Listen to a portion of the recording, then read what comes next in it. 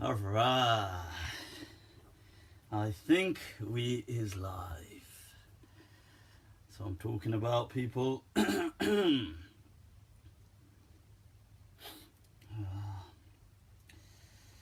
close all of this, share this. I believe we is live. Alright. I'm just sharing this. Usual.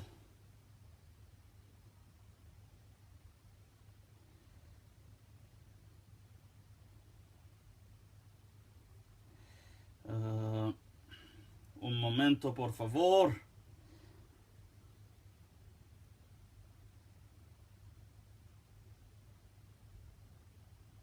Almost done.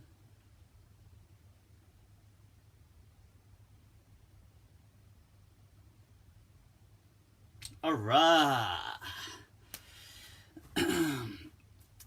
إن الحمد لله وكفاه والصلاة والسلام على رسوله المصطفى وعلى عباده الذين ارتضى ومن بهداهم اهتدى وبآثار أهل المدينة اقتفى وبعد فسلام الله على القوم أهلا وسهلا بكم ومرحبا وحوانيين لايتس وbienvenidos a todos وبخير راغلي and swagatam people, swagatam.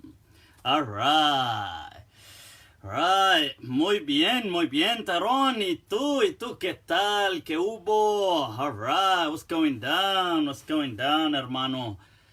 Right, all good, man. That's it, mi familia, that's what I'm talking about. Where's my, oh right, yes, salam, I've forgotten my, I've jotted down some notes so to make sure I cover these topics. Un momento. Coming right back to the Mufti cave.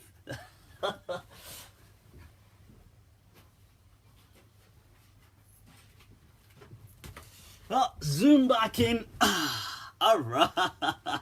Just make sure I haven't forgotten my, because there's some topics I've said I'd cover, so I'll keep them in front of me so I don't forget. Hatta La Ansa, people. Alright. Well, how are you all? How has it been? What's been going down, folks? What's been going down? Let me get the Red Bull open. Alright. Look at the style. The ish style, people. Alright. I should get this sponsored by Red Bull. And then people will say he's probably promoting some kind of god deity, the bull deity. People, what a week, huh? What a week. As always, fun and games.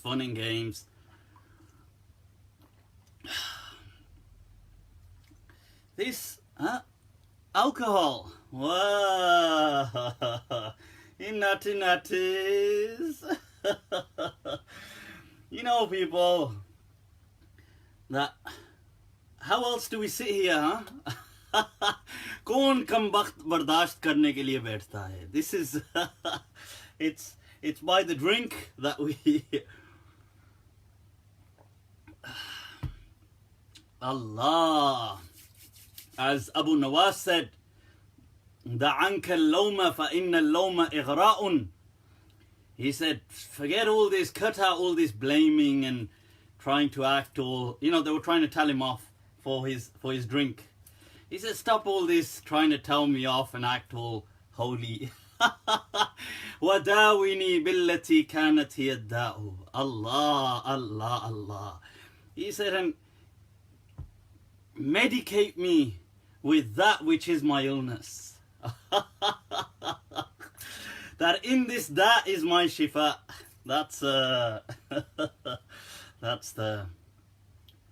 and he finishes that poem off quite interestingly. I mean, some of the next lines are very interesting, but if I say them, scandal, there'll be the scandal. The next lines he speaks about that like the barmaid, the woman that serves the alcohol where he used to go. He says, this is a classical, obviously, Abu Nawas from the time of the Abbasids, Ma'mun Amin, Khulafa, from their time. So, when he used to go there, he says it's served by a barmaid, a woman, who dresses as a man. What does he say? He says, Min dhati kafi harrin fi ziyyi dhi dhakarin. Allah says, from the hand of a woman in the dress of a man. Laha muhibbani lutiyun wa zanna'u. He says everybody loves her. The guy who's straight and the guy who's... He says everybody's in love with her. But he finishes off that poem by saying to one of the scholars who had picked on him in his time. He says, قُلْ لِمَنْ يَدَّعِي فِي الْعِلْمِ فَلْسَفَةً. He says, tell this person who makes a claim that he has this knowledge. He says, عَلِمْتَ شَيْئًا وَغَابَتْ عَنْكَ أَشْيَاءُ. Allah, Allah, Allah. He says, you may have learnt something, but many a thing still remain hidden from you. Allah, Allah. What a hero. One of my heroes in poetry, Abu Nawas. Right, so, where are we, people? What's going down? See, that's an opening with Abu Nawas, out of the blue. I didn't even, well, anyway, how are you all doing, people? We're fast approaching, play on words, fast approaching Ramadan. So there's going to be a bit of talk about that. I will be releasing all together with an index, hopefully, my fast and fiqhious people questions. Alright, I gotta come back to that, Karan Arjun. Remind me, I'm gonna come back to that. Right, so my fast and fiqhious will be released. You should drink with the left hand, brother. But I got it in the both hands. Now what do I do with one? What if I'm dyslexic? It's not my fault. Like I'm like left, right, left, right, left, right. What am I supposed to do? Are you telling me God has purposely challenged me and then he's going to punish me for being dyslexic? It is interesting, if I'm going to be honest. Because I'm ambidextrous, I can write with both hands. And I do write with both hands. Right? So, but I'm, in essence, left-handed. So, I'd learned to write with my right hand probably from the age of about 19, 20, like that, onwards. And then, so first I focused only in Arabic. And in the last few years, maybe just a year and a half, I started to focus the English with my right hand as well.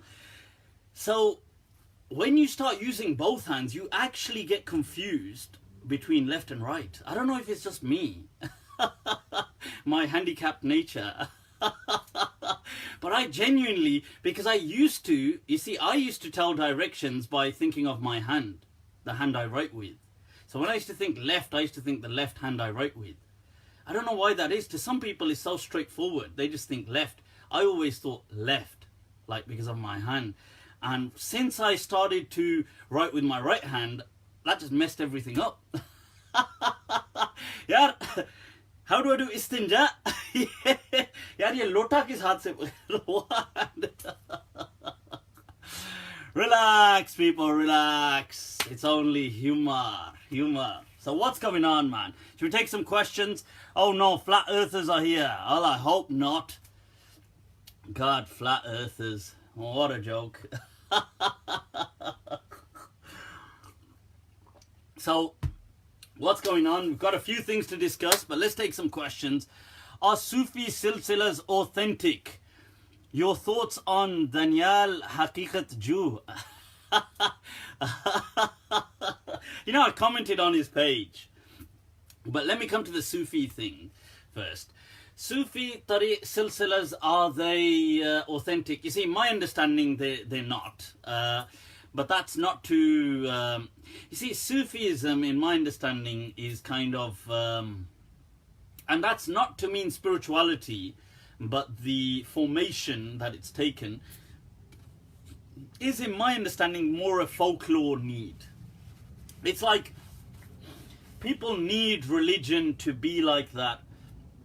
So it is for people, I guess.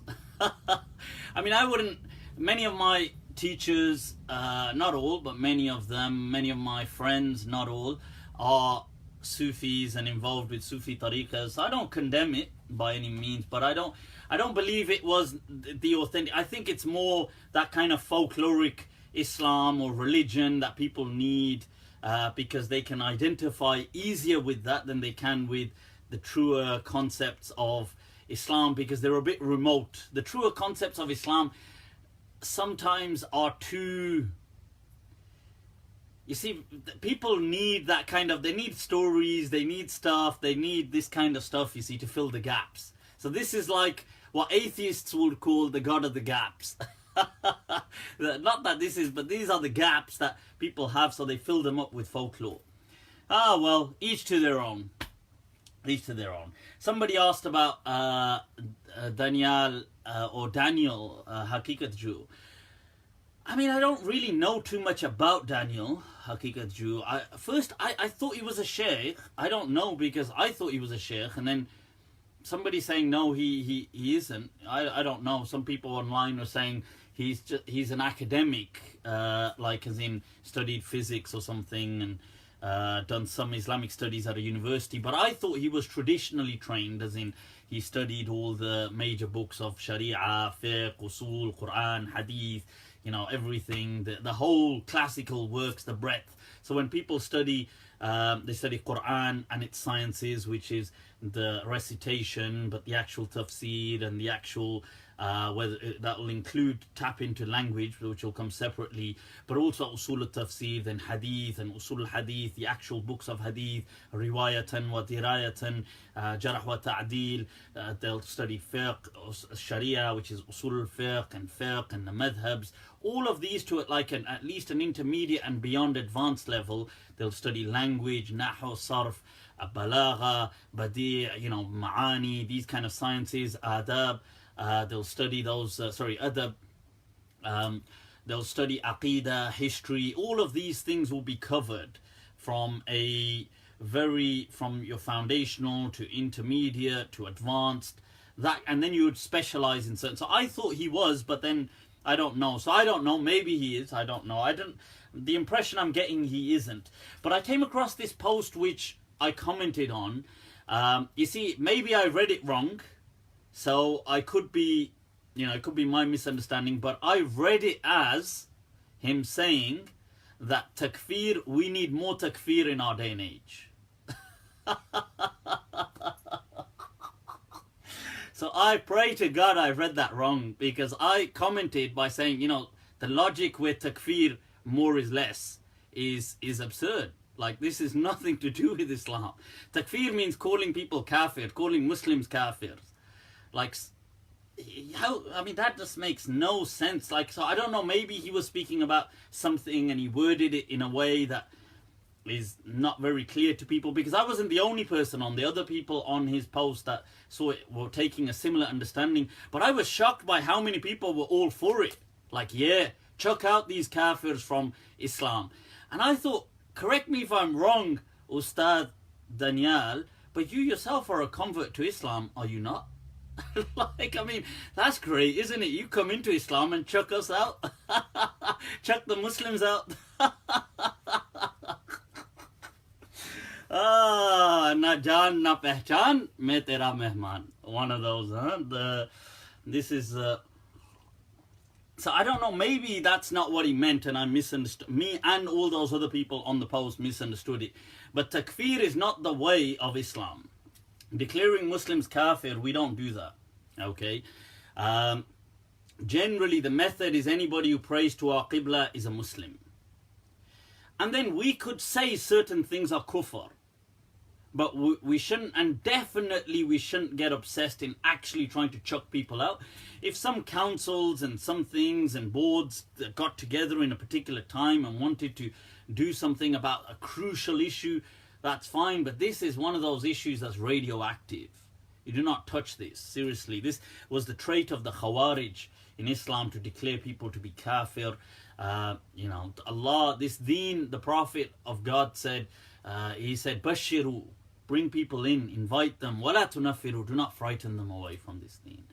And to declare people kafir is one of the, in this state, because the way people are declaring people kafir, it's not over these, oh, he said there's 3 gods. It's over these tiny little things, like, oh, you don't accept that, you kafir. You don't eat chicken and chips, you kafir. It's like, like I told you about that, I think I mentioned once before that anecdote of once when I was in a chip shop and some Salafi was ordering and he was getting all upset and they had a confusion over the order. And he said, no, I ordered chicken and chips. And the guy said, no, you ordered this and chips. And he said, no. He said, I did not order that chicken. And the guy, he said, I tell you what, may the curse of Allah be on me if I ordered chicken. And then he said, I want you to say that may the curse of God be on you. If you wanted to do the medieval mubahala, right there in a chip shop in Small Heath in Birmingham. May the curse of Allah be on that chicken. And the chicken's like, what the hell, guys? You've already slaughtered me. Now at least let me be in peace. You guys are like, oh, well, that's some of the fun and games you get, man. Ahlan wa sahlan bikum, ahlan wa sahlan Savim, Mustafa, Fahim, Allah, ahlan wa sahlan, all of you. Those of you tuning in, click like, click share, let's get this out there. So that's my point. Also, I did respond to this, so I that's not to be, I just wanted to say about some comments of certain sheikhs that I commented about Takfir. Look, that's not to necessarily attack him, but to attack an understanding. I think these understandings are dangerous. Chucking people out of Islam is a dangerous, dangerous game. Right, so what else is going down, people? We've had an awesome, by the way, meetup. What's the iddah for 50-year-old widow women? Right, okay. Allahu Akbar. You see, the iddah generally that's mentioned in the Quran, وَالَّذِينَ يَتَوَفَّوْنَ مِنْكُمْ وَيَذَرُونَ أَزْوَاجًا, that they wait فَيَتَرَبَّصْنَ بِأَنفُسِهِنَّ أَرْبَعَةَ أَشْهُرٍ وَعَشْرًا, that those women who whose husbands have died, they're widows, then they have an iddah of 4 months and 10 days. There is some ikhtilaf amongst the Salaf, going right down to the fact some people transmitting only 3 days of an iddah for a widow and things like this. That is part of the the discourse, although that's been generally rejected. But iddah simply means generally it's a state of prohibition of nikah. You don't get married. In this case, there's that element of mourning. And I think really, in my understanding, I think these in the past were more safeguarding measures for a society, which still actually carry through today. And it wasn't really just about pregnancy, but also the fact that when people have died, I think a lot of sometimes hatred boils over and a lot of emotions are running high. So let's say, and this is why there's ihdad, which is that the woman doesn't adorn herself during that iddah. And according to the Malikiyah and the Shafi'iyah, that is this absence of adornment is only for the widow, not for the divorcee. I know the Hanafi disagree in that, but the reason being, because that, you see, sometimes emotions are high, And people, and this is a time where inheritance is going on and division of assets and money, and this triggers people's greed. You know, Allah says, وَأُحْضِرَتِ الْأَنفُسُ الشُّحَّ. And people, you know, when money is being discussed, people, their greed kind of comes into it. And, you know, like, let's say, for example, somebody's son's wife, or somebody's mother, or somebody's brother's wife has become a widow, or even a friend's wife has become a widow. Let's just say, or in a tribe. Now, let's say it's day 4, and she's sitting there, she's all done up, all beautified, and now technically you could say, well, what's the big deal? But you see, because societies are very complex and people find excuses to kind of attack people, and they might seek out vulnerable people. Now, these women, especially being a widow at that time, may be at a heightened state of vulnerability. So people might start saying, oh, check her out. She just can't wait. She just couldn't wait for him to die. So she's just looking for another guy, basically. And these kind of things, you can see this happening, and this does unfortunately happen, and it's utterly wrong. But in my understanding, I think that this Iddah and the Ihdad was a safeguarding against that. That look, 4 months, just over the 4-month period, because that was known, was a mourning time, that look, let it be. And even for her to go through this kind of mourning, obviously she's lost a partner, and to go through this grieving process and get over it. So that's what I hope... Right, so that's my understanding of why the iddah of the widow was the way it is. And for the divorcee, I think the strategy applies for not being able to get married straight away. Because it would lead, because of the pregnancy as well, potential pregnancy, but also because it would lead to this. That people would say, oh, so the only reason you messed up the marriage was because you were planning to marry this guy. And I'm just giving an example in general. Right, so that's my general understanding of this. Is something narrated by... Is somebody saying, is there any Shia? What? Is there any Shia? I don't know what that means. Okay, people, let's move on. Next question. Alright. Those of you that were aware, well... You know, I still might as well get this out the way. Some interesting discussions. Last week I spoke about a troll, and he'd openly made these challenges of certain ahadith to do with Isa, because somebody's asking about Isa alayhi salam and the return, and the person had openly made a claim saying that this is transmitted by Umar ibn al-Khattab and Ibn Umar. And I said that these two narrations are these two. I said I really look forward to these two. Mere Karan Arjun, I was saying, Mere Karan Arjun aayenge, Mere Karan Arjun. But what was hilarious is that, you know, these kind of trolls, they're actually a group of them, and many of them are actually imams. And including Maulvi Yasir al-Hanafi, and they're actually part of a particular group, by the way. They've got chat groups which people who are privy to have told me about. I've been like, just what how miserable is that? But anyway, so the very next day, guess who gets a message? Guess who gets a message from Maulvi Yasir al-Hanafi? Huh? Me? So I get a private message from Maulvi Yasir al-Hanafi telling me that you arrogant, or you know, blah, blah, blah, blah, blah, shouldn't act so confident. You're going to get schooled now, because there are hadith by Ibn Umar and Umar on this chapter, and this layman, you know, this regular Muslim knows more than you about hadith. So next time you try to act so confident, you ignorant, blah, blah, blah, blah, blah. And he said that there's so many of them, but I'm just going to let you get to them.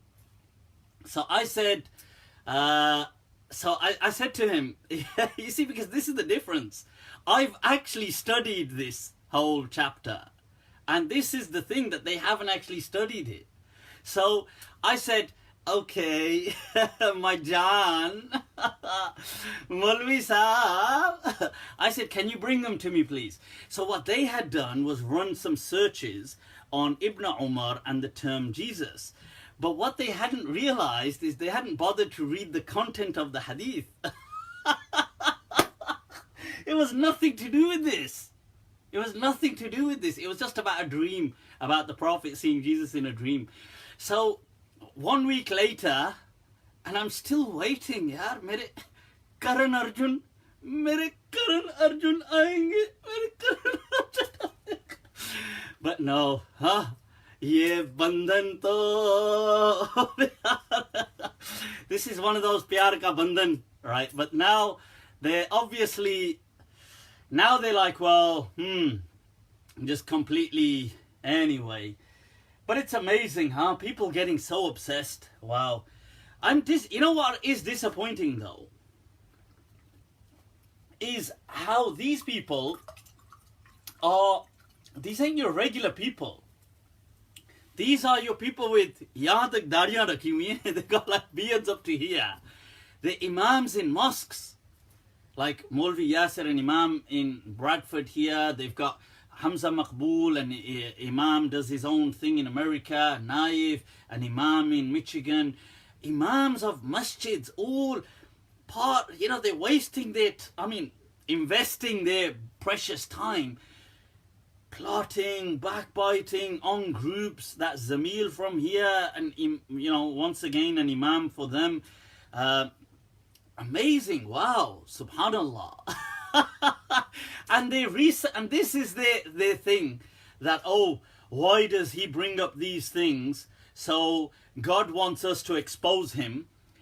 So what we're going to do, now check this out. We're going to find old jokes he shared with us privately, let's say where he's used swear words, or in a joke where he's spoken about sex, on a joke, let's say, and we want to expose this.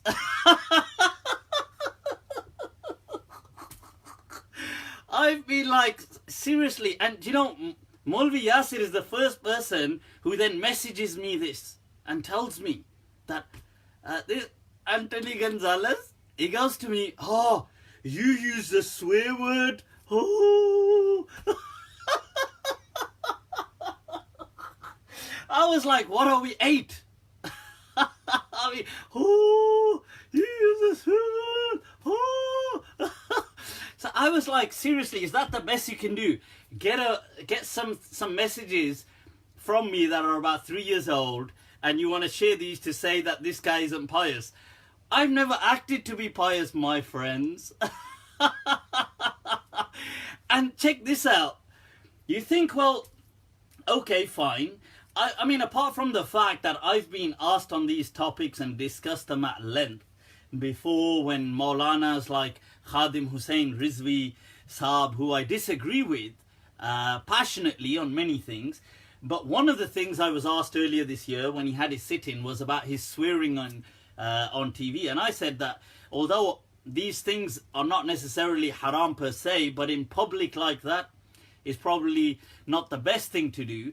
So you'd think, well, Maulana's trying to say, well, look, oh, you know a swear word, let's put this in public. I mean, Imam Saab, is that the best you can do?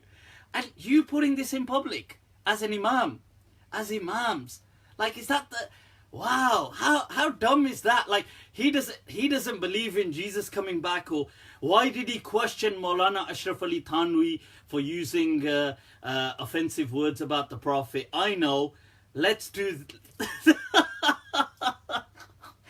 and you think now they would be happy. You think they would be happy now.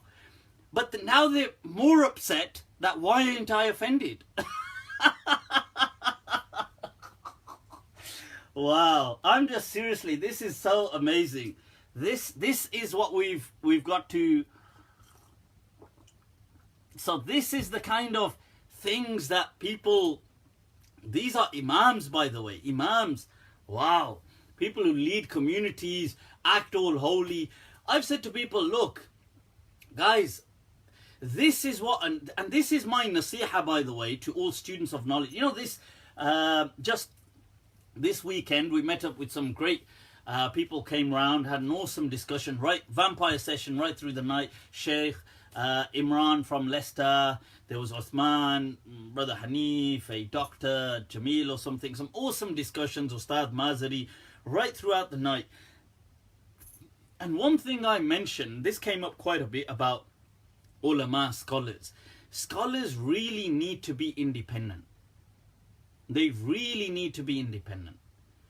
And this is a perfect example. You see, to these people, to Karan Arjun, you see, the thing is, nothing of mine, like everything of mine is independent. Everything. Like, I don't rely on your audiences, on your promotions, on your masjids. I don't have anything to do with any masjids. You know, today these masjids are unfortunately nothing but hubs of sectarianism. What does Allah say? Anna al-masajida lillah. The masjids are God's. Allah. Today they've turned them into dens of hate and stuff like this. I don't have anything to do with these masjids. Right, my money, my finances, my lifestyle, my circles, everything is independent. So this is what hurts them even more, that, like, why does it, that why can't we get to him? So you need to be independent if you want to think, you know, if you want to have your own views, if you don't want to be bullied. Now look at this, seriously, this is how they would intimidate normal people.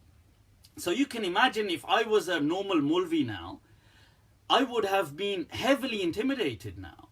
I would have been bullied, because they would have already boycotted me. They've made these groups. They're trying to say, oh, you know, here's a personal joke you made 3 years ago. Let's put it in the public. Let's do this. Let's do that. Let's share messages of yours in the public. Let's tell him, you know, 3 years ago you mentioned him in a comment. Last year, you know, this is their attempt.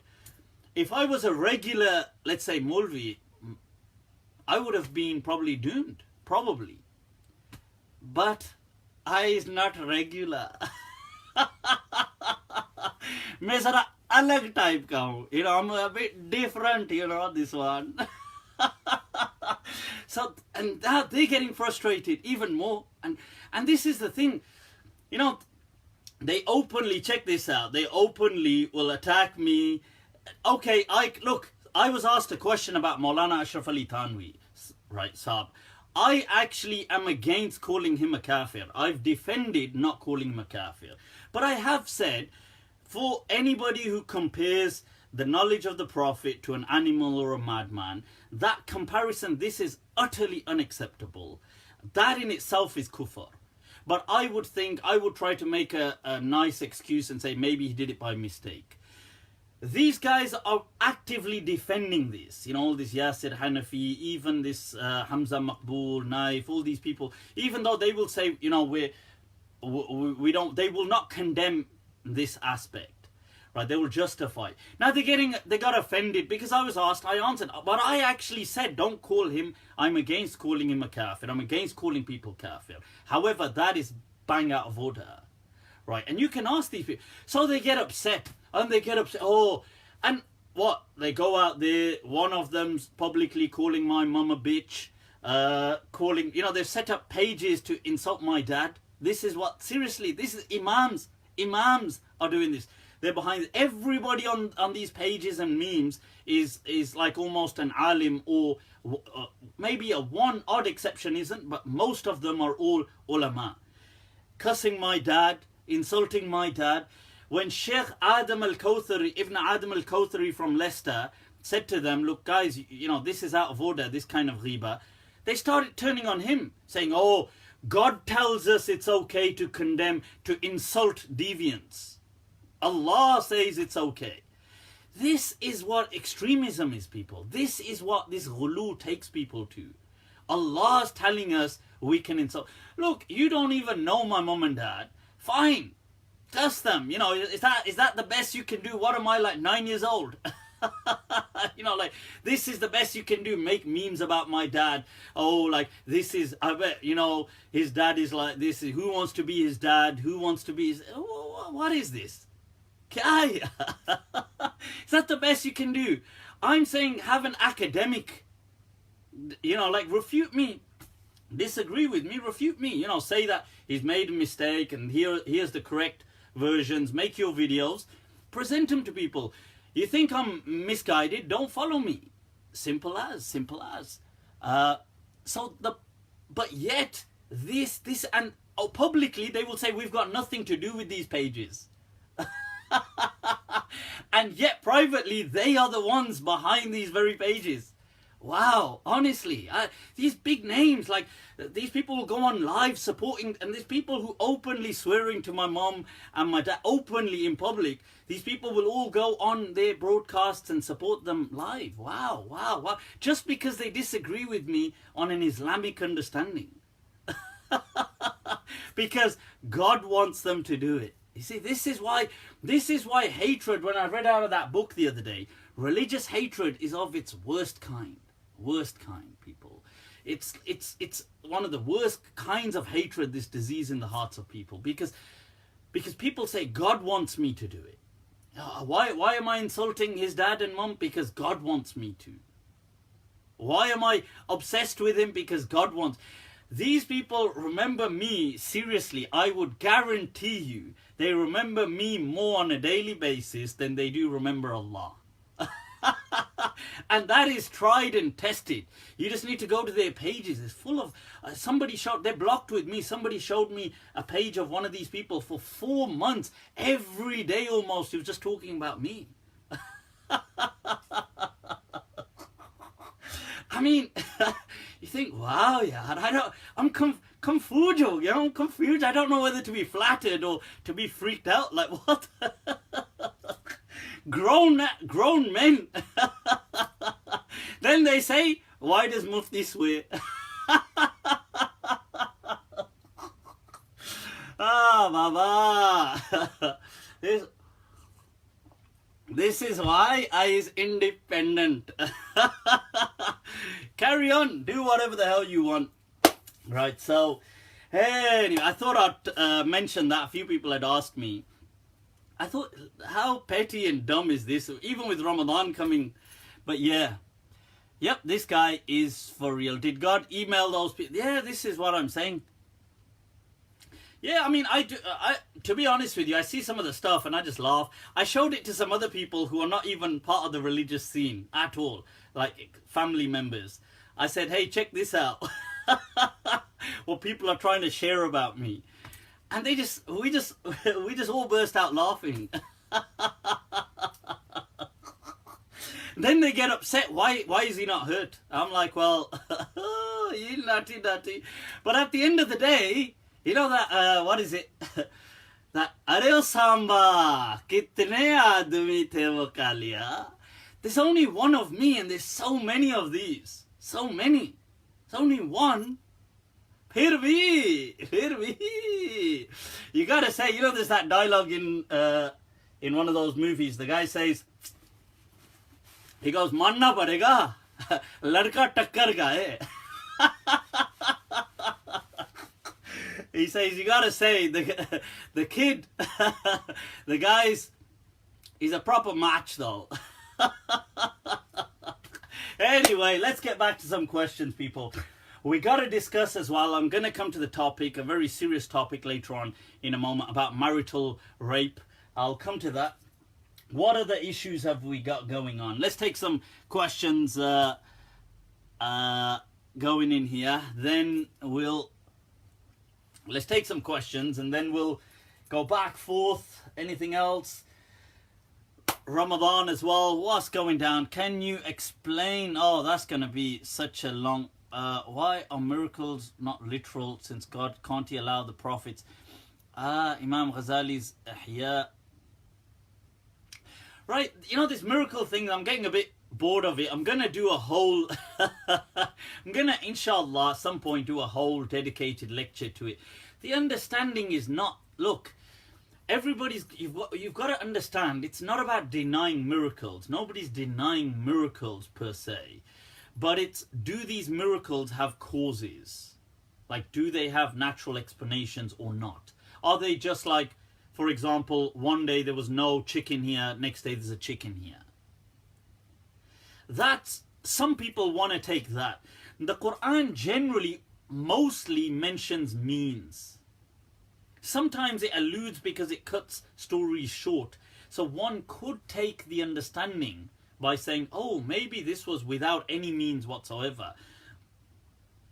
But to me, that will then go against the general message of Islam, that Allah does not work in that way. He doesn't go against his own laws. So when you read several of these verses, you can understand them in both ways. If you start going down the road of saying, well, we don't need consistency, it's okay, things can just happen in a vacuum. Like, so normally everybody follows, there's always laws and means, but for prophets, sometimes, not anything. So one day a prophet is going and something can just appear out of thin air and it just stays there. Like, so these kind of things, the problem with accepting that line of thought is then you have to accept it for everybody. You have to accept it for Hinduism too. You have to accept that Ganesh can have an elephant's head. You have to accept that then. You know, that Shiva kind of chopped his head off and then put an elephant's head on instead. You have to accept that Hanuman could have kind of flown across as a monkey and saved Sita and then done all this, flown back and, done all of these things. You have to accept the possibility of these. You have to accept the possibility of people like, in the last century, Satya Sai Baba from India and the miracles he's performed. You have to entertain them. You can't just be dismissive. That's double standards. You can't say, for them we're going to act all scientific and for us it doesn't matter. That's called double standards. So to me, Islam is all about one set of standards and consistency. Now, if you want to believe in like a double set of standards, that's up to you. You can do that. But then that's just easier to break down your faith. When atheists and other people will break down your version of Islam, it will just be much easier to do. Because you yourself will argue against it when it comes to all other religions. So you will argue against it in Hinduism, in Christianity. Why couldn't God be Jesus? Why? It could be a miracle. Why can't 3 be 1? It could be a miracle. Why can't, Hanuman have been deputized with all these powers? Could have been a miracle. Why? So you've got to make up your mind. Do I want consistency or not? So that's my understanding. Right. Yasir Qadhi, Sheikh Yasir Qadhi is really good. Of course, I've got nothing generally against Sheikh Yasir Qadhi. I think, he's doing a good job. I wish he would just be more, challenge some of the issues even more. See, the problem is that even with people, or the challenges that even people like Sheikh Yasir Qadhi will face and other people, it doesn't matter how popular they are. They're very popular. But that then, because their audiences are still very fickle-minded, they never built up their audiences by being challenging. You see, I will challenge ideas. People who like me will like me knowing my attitude. So you have a kind of personality that people are familiar with. But if I try to build an audience by acting all really strict or very pious and holy, and then 10 years down the line I try to challenge things, I run the risk of being boycotted by my own audience. So even people like Sheikh Yasir Qadhi, or even great ulama, not just him, they won't be able to speak their mind entirely. In fact, I wouldn't be surprised if they, maybe even half the things that they actually believe, half of them they refuse to kind of share, because they feel that if they share it, people will either reject them or they will reject so they can't really do that because they're not 100% independent, and then they work for organizations. So if they become controversial, the organization will tell them off. So let's just say if you work for Maghrib or one of these other institutes, if you become highly controversial, then the institute will tell you off, and your bread and butter and money depends on them. So this is, but I think Sheikh Yasir Qadhi is an amazing, gifted, talented, youngish scholar that we've got, alhamdulillah. I just wish he would be even more challenging of some of the issues, that's all. Right, so what else is going on? What else is going on? Somebody asked me, was I always independent? No, I wasn't always independent. I grew up from a Braillevi kind of background, but I studied with all institutes. I studied in a Braillevi madrasa, in Deobandi madrasa, in an Ahl Hadith madrasa. I studied in Damascus in the late 90s when it was an amazing, beautiful and peaceful place. I studied with many diverse shuyukh, with Maliki shuyukh, Shafi'i shuyukh, Hanafi shuyukh. I studied with Zahiri scholars, believe it or not, people who had a passion for a school that isn't even pretty much in existence. And I learnt a lot. I learnt a lot from diverse people. I came back to this country after having graduated and completing the Quran, memorizing the Quran, gaining ijazah with a chain going back to the Prophet, completing my scholar studies with all those diverse sciences, completing my Mufti course. Somebody said, by the way, why do you act, if you're not holy, why do you call yourself a Mufti? That's a decent question. Well, first of all, Mufti is a functional title. It's not an honorific. Like Allama or Sheikh or Pir Sahib. It's not like that. Mufti is a title of function, of skill. Mufti in Arabic means somebody who is trained and skilled to be able to issue Islamic rulings, which I am. Right, so that is the truth. I am skilled to do that, and I'm trained, and I've been tested, and I've passed the qualifications. It's like saying if you're a neurosurgeon, you are a surgeon. Like, it doesn't mean, so that's not the same as trying to act as a holy man. I've said very clearly before, by the way, I've never pretended to act holy, and I'm not, and I don't consider myself in that sense holy, and I don't. I've never, when I've been asked the question, I've been asked before, would you say you're a religious person? I've said that's an interesting question because, of course, I'm involved in religion. So from that aspect, yes. But from, he is a holy man, always doing tasbih, always like this, always very, I've never said, I never want to claim to be like that. I am simply a regular person who, by the grace of Allah, fell in love with the legacy of Islam. And then Allah guided me and He gave me the ability to study this legacy. I fell in love with this tradition. I fell in love with the character of the Messenger of God sallallahu alaihi wasallam.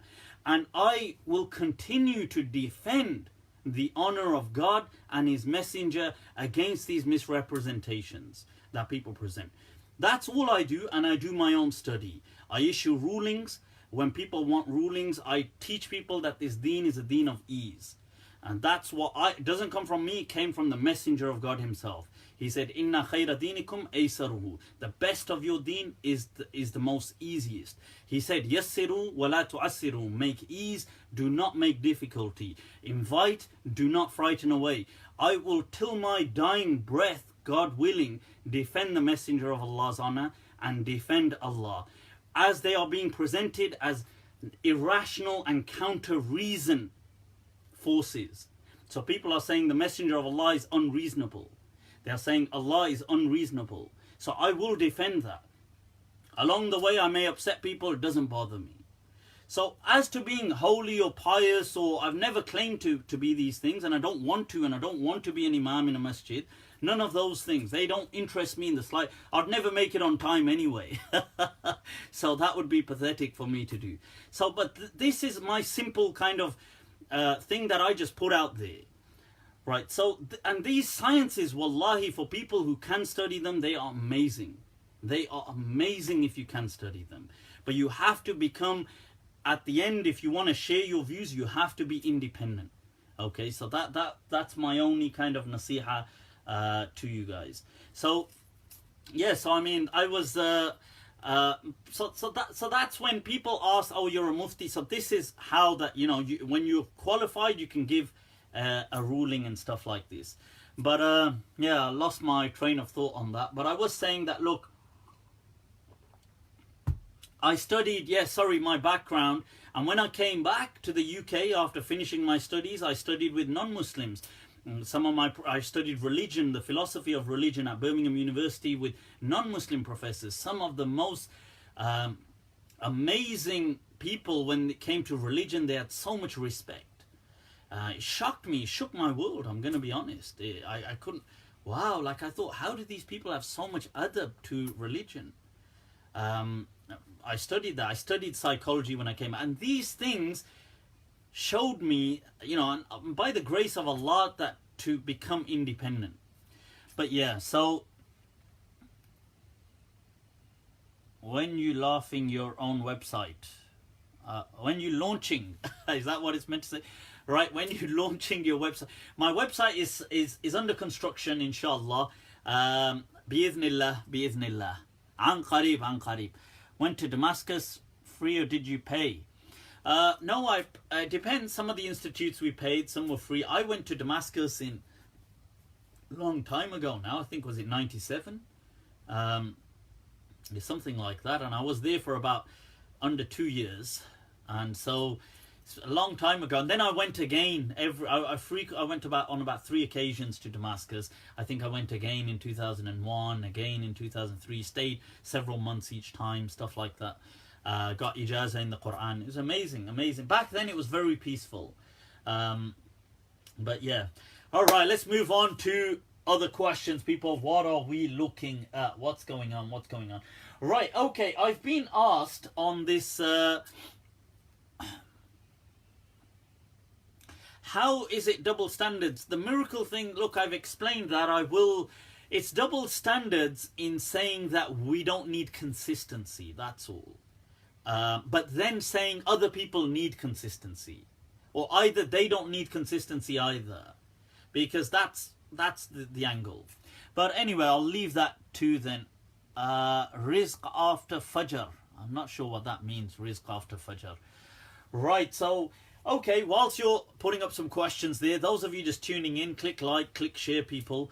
And by the way, do also subscribe to my YouTube channel, which is Mufti Abu Layth Al-Maliki. Alright. So do subscribe to that. I'm always getting snippets posted on there separately, so you can always benefit from them as well. Is there such thing as being too reasonable? I think that question says it all. Does sleeping in the morning lead to bebarkati? Of course not. This is cultural, because look, in culture, especially even here, not even just in the hot countries, even here, a lot of people work in the early hours. So even in our day and age, you go to the office, you go wherever you go to work, you go to your shop, it's usually in the morning. In the Arab world, in the time of the Prophet, it wasn't no different. Even today, in most parts of the Muslim world, in hot countries, people go out to work early morning because then it gets too hot. And then they take a break from noon right till late afternoon. And then they do a bit of work from the late afternoon till nightfall. So that's because it's really hot. So you can imagine in those cultures why it would be seen as this is, sleeping in the daytime or sleeping through the morning would be seen as a lack of barakah in rizq from a practical perspective. Like, because if you're sleeping when everybody's working, but today we live in a different world. People work at night, some people do night shifts, some people work online, some people work over the phone, some people work from home, some people just work as projects. That reality has changed. Okay, so and Allah's saying that that we made the day a source of working, and we made the night a source of rest. He didn't mean it was haram, he just meant generally for mankind. But obviously, if you work at night like we do in this day and age, that's fine. Okay. How much you bench pressing? Not enough, man. I'm just trying, you know what? I'm trying to get back into the whole bulking mode now, and but Ramadan, so I don't know what's gonna happen there. Right, okay. whilst you're loading up some questions, there had been a question on this beast of the end of times, which I will clarify. You see, look, this beast at the end of time, some people, there's, in a lot of the Aqidah books, it speaks of a beast at the end of time. Now, none of the Aqidah books are actually clear about what this means. And even the scholars today, when they speak about it, they're not actually too sure what it means. Like if you ask them for the details, they don't actually know. In a previous video, I had read how Ibn Ashur stated that that was on the Day of Judgment. So some people wrote an article against me saying that he's misquoting Ibn Ashur, and that's not true. Ibn Ashur doesn't say that.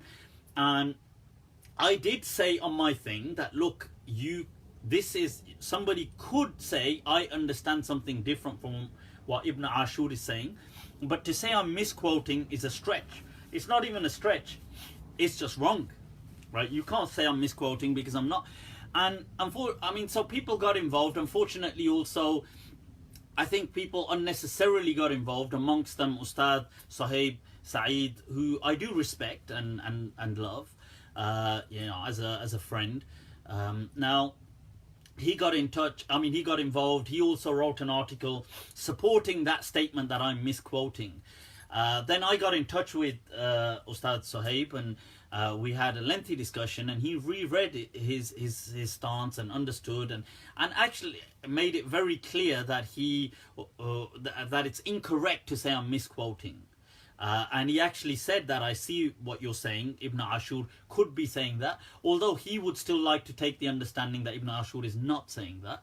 But it's plausible, definitely, from what Ibn Ashur is saying, that's what he is saying. I will actually clarify it by reading it in a moment and show you that he is actually saying that. Nevertheless, so the reason I mentioned that about Ustad Sahib is because he put an article out there in the public domain. So people had asked me about it, so I responded that, look, as far as I'm aware, he's very clear that I'm not misquoting now. At that stage, he said that he felt he rushed into his maybe decision and he shouldn't have. So alhamdulillah, but I although I didn't like the fact that, why put an article, why not just contact me first and have a discussion, why put an article against me? But still, nevertheless, I appreciate and liked the civil discussion that followed. He got in touch, disagreed. In fact, it was a whole day's discussion, back forth, voice notes, messages, rechecking. I rechecked, maybe I'd made a mistake. He rechecked, and then at the end he said, well, you know what, coming to think about it, I rushed into that. I can see why you're saying he's saying this, although I would still like to disagree, but you definitely, to say that you're misquoting is wrong. That to say, attribute misquotations to you is wrong. You're not misquoting. So I appreciate that. And this it's a shame we can't have this civil discussion with people. There was Maulana Anis of Leicester, who had a similar discussion with me. He felt I was misquoting Ibn Ashur. We took out the tafsir, we read it together. At the end, he said the same thing, you're not misquoting. He said, okay, maybe he'd still like to disagree. He said that, give me this point, that point, but you're definitely not misquoting. And I appreciate, I don't want them necessarily to agree with me, but that civil respect, if only we can return to more and more of this, and may Allah. It says, right, so may Allah bless these ulama and their efforts, Ameen. Right, so, but because I was asked, I will kind of read the actual translation, because people said I missed out parts, which I didn't, but I'll read it to you. Right, so this, by the way, before I read this, we've got to understand that there's verses of the Quran in Surah Namal that are, what are they speaking about? They begin with verse 80, where Allah says, إِنَّكَ لَا تُسْمِعُ الْمَوْتَى وَلَا تُسْمِعُ السُّمَّ الدُّعَاءَ إِذَا وَلَّوْا مُدْبِرِينَ. That you do not make the dead hear. So he's speaking about the people who are dead and those who are misguided. And he says, وَمَا أَنْتَ بِهَادِي الْعُمْيِ عَنْ ضَلَالَتِهِمْ إِن تُسْمِعُ إِلَّا مَنْ يُؤْمِنُ بِآيَاتِنَا فَهُمْ مُسْلِمُونَ. You can simply you can't guide those who are kind of blinded by their misguidance. Only those whom Allah wills, they are Muslims. So that's the verse. Then, so the first verse, verse 80, is speaking about the grave. Okay. And it speaks about you can't make them, you can't benefit them, you can't make them be guided, neither those who are misguided. Then verse 82 is this verse, وَإِذَا وَقَعَ الْقَوْلُ عَلَيْهِمْ أَخْرَجْنَا لَهُمْ دَابَّةً مِنَ الْأَرْضِ تُكَلِّمُهُمْ أَنَّ النَّاسَ كَانُوا بِآيَاتِنَا لَا يُوقِنُونَ. Verse 82, so 81, 80 about the grave, 81 is talking about even if they were misguided, only Allah guides them. 82 is when the matter has been established, we will take out for them a creature that will address them, that they used to deny our verses. They didn't believe in our verses. Okay. Then 83, so 82 apparently what I had said was talking about the Day of Judgment, the grave, the Day of Judgment. And then 83 and 84 say وَيَوْمَ نَحْشُرُ مِنْ كُلِّ أُمَّةٍ فَوْجًا مِمَّنْ يُكَذِّبُ بِآيَاتِنَا فَهُمْ يُوزَعُونَ. And on the day when we've taken each group of people who disbelieved and they spread apart, حَتَّى إِذَا جَاءُوا قَالَ أَكَذَّبْتُمْ بِآيَاتِ وَلَمْ تُحِيطُوا بِهَا عِلْمًا أَمْ مَاذَا كُنْتُمْ تَعْمَلُونَ. And Allah says, did you deny my verses, and what was it that you were doing? So 83 and 84 are clearly speaking about the Day of Judgment. So the grave, the judgment, and then the afterlife, about what the result and so on, about these groups. So the other thing to ask people is, you ask them, well, okay, let's put this all aside for a moment. I want you to tell me, what do you want us to believe in about this beast? So they say, we want you to believe that at the end of times there will be a beast. So you say, well, first of all, what do you mean by end of times? Do you mean when the time has ended? Or do you mean it hasn't ended, there's still plenty of time to come yet, like when there's, let's say, an antichrist and people are still running around doing their thing, the daily business? Do you mean then? And what is the purpose of this beast? So, because this beast is not a fitna, it's not a trial for people. It's from the ashrat, it's from the signs of the hour. So, most people will say, we don't know. They will say, well, once the beast appears, then Iman can't be accepted from anyone. So he said, well, okay, so when the beast appears and it talks, because it says it will talk to people, so the people it's talking to must be able to comprehend what the beast is saying. True? So yeah. So he said, well, is there just one beast? Because if the beast appears here, let's say in Birmingham, UK, and he's talking to me, and now Iman is no longer valid, no good deeds are valid anymore. So in that case, what about the people in China? If a person in China becomes Muslim, can he still not become Muslim because the beast is talking to me? Is that what we're saying? Or are we saying, what are we saying? So they're saying, or are you saying there's multiple beasts? Or are you saying that everybody will see the beast at the same time? Or are we saying, and is the beast going to stay with us so can people still do bad things? Like, can somebody still murder somebody? He can still do crimes. So people can still do bad things, and that will count against them. But if they do good things, Allah won't accept that from them. Is that what we're saying? I mean, what exactly are we saying? So now my point is, and then they say, yeah, but then you say, but I thought when the sun rises from the west, then Iman is no longer accepted. So they say, yeah, that too. Say, well, is the sun rising from the west, or is the beast, like, what's going on? So this is why everything to do with the end of times, people, is really something to be taken just as Islamic information, as Ibn Ashur said in his Tahqiqat wa Anzar. This is just Islamic information. It's to be taken with a pinch of salt. It's like stories. They give you some understanding, but they're not to be taken as like literal events like that, like we're going to.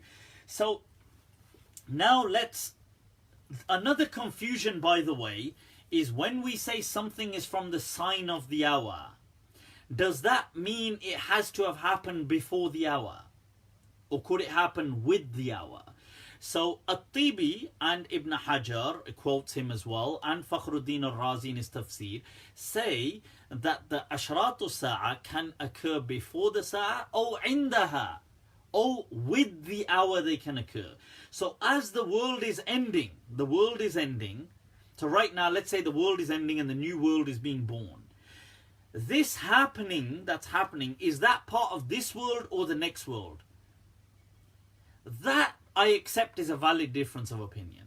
So you could say the actual Sa'a and what's happening right now and the new world being made and people appearing, is that still part of this world or the next world? And will that, because time will cease to exist. So all of a sudden, you can't say, well, time, because time ceases in that sense. So what are we talking? Is this all still the end of time? Because the end of time is at the same point, the birth of a new realm, which is timeless. So in that sense, I accept this ikhtilaf in saying the signs of the hour, because they can happen with the hour, and is the hour part of this world or the next world? I would say it's part of the next world. If people wanted to say that's part of this world, it's not a big deal. So now let's take a look at Ibn Ashur. So Ibn Ashur says in his verse, right? So after beginning this, he says, وَهَذَا انتقال إلى التذكير بالقيامة وما ادخر لهم من الوعيد. This is now going back to what was speaking about qiyamah, about death, about reminding them and what has been stored for them. فهذه, I'll miss out the grammar parts because that doesn't make هذه الجملة معطوفة على الجمل قبلها عطف قصة على قصة. This is attached to the sentence before it. ومناسبة ذكرها ما تقدم من قوله. He says, and this is then related to the verse إنك لا تسمع الموتى, that you do not guide, you do not make the dead hear. والقول, what is meant by القول? وقع القول. He says أريد به أخبار الوعيد التي كذبوها. This is meant that which they denied, the promise which they denied, the threat. متحكمين, in a state of arrogance. باستبطاء وقوعها, because they said it's taking forever to happen. When they would say متى هذا الوعد إن كنتم صادقين, when will this hour come, this promise come, if it was truthful. والوقوع مستعار لحلول وقته وذلك من وقت تهيئ العالم للفناء إلى أن يدخل أهل الجنة الجنة وأهل النار النار. Now listen, he says the fact Allah is saying waqa'a, it has happened. He says this is musta'ar. He says this is it's borrowed for its occurrence of that time. Now listen to this. He says it's from the time that the world begins its destruction till the point that they enter Jannah. That this is all one kind of time zone which is timeless. And he's saying that this is all one realm. You see, so you can understand what I was talking about when I said whether that's part of this dunya or the akhirah is up to people to disagree with. وَالْآيَةُ تُشِيرُ إِلَى شَيْءٍ مِّنْ أَشْرَاطِ حُلُولِ الْوَعِيدِ. And the verse points to a matter of the signs of the occurrence of this great threat, this great promise. الَّذِي أُنذِرُوا بِهِ, what they had been warned about, وَهُوَ الْوَعِيدُ الْأَكْبَرُ, and that was the greatest threat and promise, يعني وَعِيدُ الْبَعْثِ, and that is their resurrection. فَتُشِيرُ إِلَى شَيْءٍ مِّنْ أَشْرَاطِ السَّاعَةِ, and it points to a matter of the أشراط الساعة وهو من خوارق العادات. So, and it is from that which goes against people's habits, the adat. It's a non-supernatural event. So here, what is the supernatural event? It could be speaking about this beast, sure. It could be speaking about the resurrection because it's a supernatural event. Either ways. And he says, then he's going to go into grammar. وَتَعْبِيرًا وُقُوعِهِ بِصِيغَةِ الْمَاضِي لِتَقْرِيبِ زَمَنِ الْحَالِ مِنَ الْمَضِي أي أشرف وقوعه. And then he says that, look, and this saying, وَإِذَا وَقَعَ الْقَوْلِ, that and when it has happened. Why? Because of its closeness. Now they're trying to say by this he means that it won't happen on the Day of Judgment, it'll happen close to. They could take that, but he's not saying that in my understanding, but they're saying when Allah is saying إِذَا وَقَعَ الْقَوْلِ, and when it has happened. Why is he saying it when it has happened like this? because of the closeness to when it's going to happen. They're saying, no, so this means a closeness to the hour. They can take that, but it doesn't, in my understanding, mean that. Then he explains dabba, what creature means in Arabic. We can miss that part out, nothing interesting.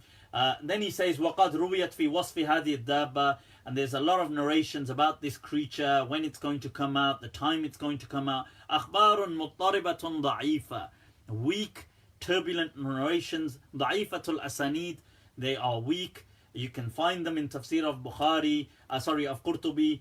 لا طائل في جلبها ونقدها. There's no even point in bringing them and criticizing them here. Then he says, وَإِخْرَاجُ الدَّابَّةِ مِنَ الْأَرْضِ لِيُرِيَهُمْ, so bringing out the dabba from the earth is to show them كَيْفَ يُحْيِي اللَّهُ الْمَوْتَى, how Allah brings back the dead. إِذْ كَانُوا قَدْ أَنْكَرُوا الْبَعْثِ, because they had denied the resurrection. وَلَا شَكَّ أَنَّ كَلَامَهَا لَهُمْ خِطَابٌ لَهُمْ بِحُلُولِ الْحَشَرِ, that there is no doubt that the creature speaking is a sign that the hashar has occurred. The gathering, the day of judgment has occurred. وَإِنَّمَا خَلَقَ اللَّهُ الْكَلَامَ لَهُمْ عَلَى لِسَانِ الدَّابَّةِ تَحْقِيرًا لَهُمْ وَتَنْدِيمًا عَلَى إِعْرَاضِهِمْ مِنْ قبول أبلغ كلام وأوقعه من أشرف إنسان وأفصحه. Now, why Allah made a creature address them? Because when the best of creation addressed them, they rejected it. Best of creation was who? The Messenger of God. The Messenger of God has already addressed them, and they denied it. They're dead. No creature has actually emerged yet. So, right now, لِيَكُونَ لَهُمْ خِزْيًا فِي آخِرِ الدَّهْرِ يُعَيِّرُونَ بِهِ فِي الْمَحْشَرِ. Now here, this caused a bit of confusion for some people, because they said, look, he's saying, so it's an embarrassment for them, a shame, at the end of time. At the end of time, but read on, يُعَيِّرُونَ بِهِ فِي الْمَحْشَرِ. At the end of time, يُعَيِّرُونَ بِهِ. Right, this is obviously في محل نصب. Right, يُعَيِّرُونَ بِهِ فِي الْمَحْشَرِ. That this is something that they are embarrassed with at the end of time, an embarrassment for them in the hashar. So some people said, well, this is at the end of time. Well, that comes back to end of time being that nuqta. That is that a part of this world or the next world? You can disagree. فَيُقَالُ هَؤُلَاءِ أَعْرَضُوا عَنْ كَلَامِ رَسُولٍ كَرِيمٍ. These people turned away from the words of a messenger. Tell me, is the messenger going to be at the end of time? Is the messenger going to come before Qiyamah? Right? They've already gone, the kuffar of Quraysh who denied the messenger of God. فَخُوتِبُوا عَلَى لِسَانِ حَيَوَانٍ بَهِيمٍ. So they were made to be addressed by an animal that normally doesn't speak. How can the kuffar of Quraysh be addressed by an animal? The messenger of God is not speaking to people today, is he? So this has already happened. And he says, على نحو ما قيل استفادة القابل من المبدأ تتوقف على المناسبة بينهما. So that's just a point he's saying. And then he says, as to this verse, إن الناس كانوا بآياتنا لا يوقنون تعليل لإظهار هذا الخارق للعادة حيث لم يوقن المشركون بآيات القرآن فجعل ذلك إلجاء لهم حين لا ينفعهم.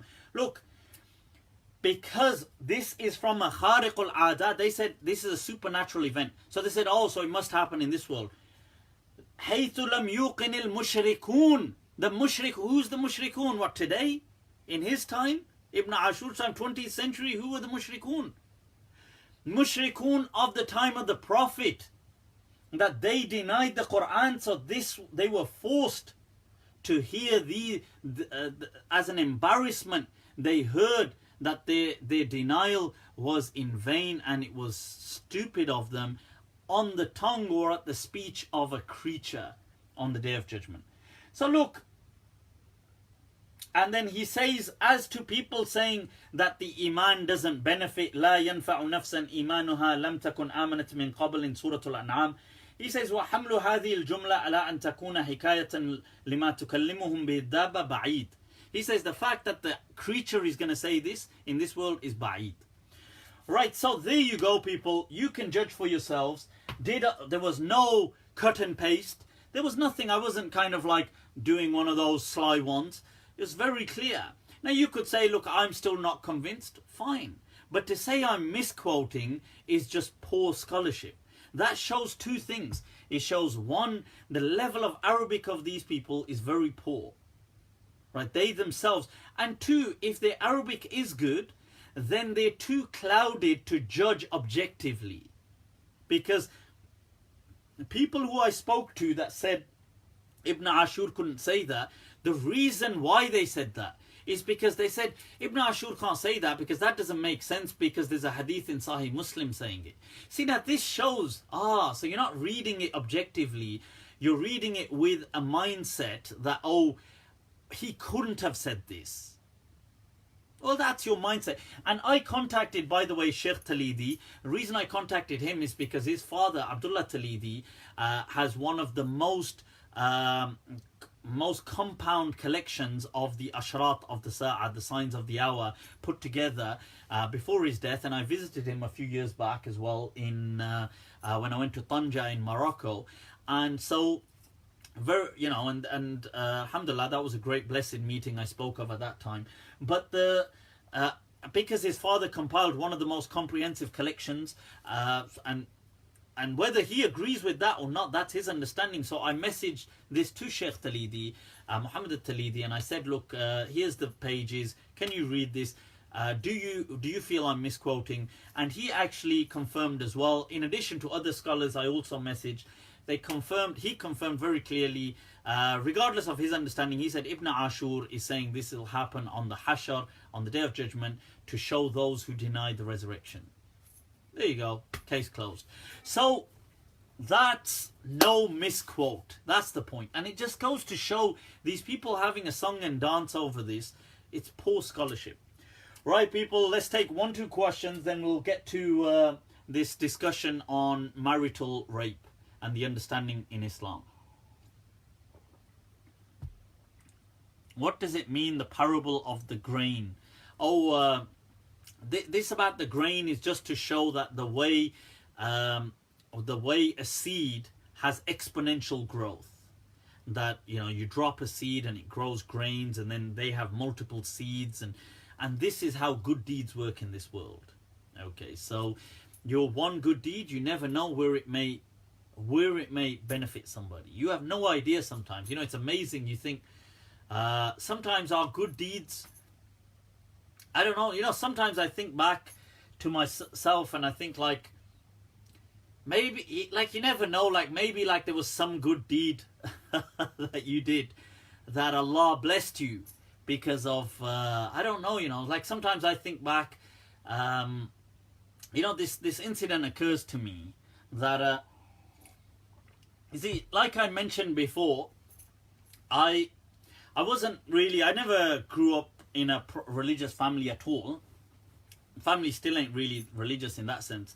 And I never used to pray, none of us used to pray.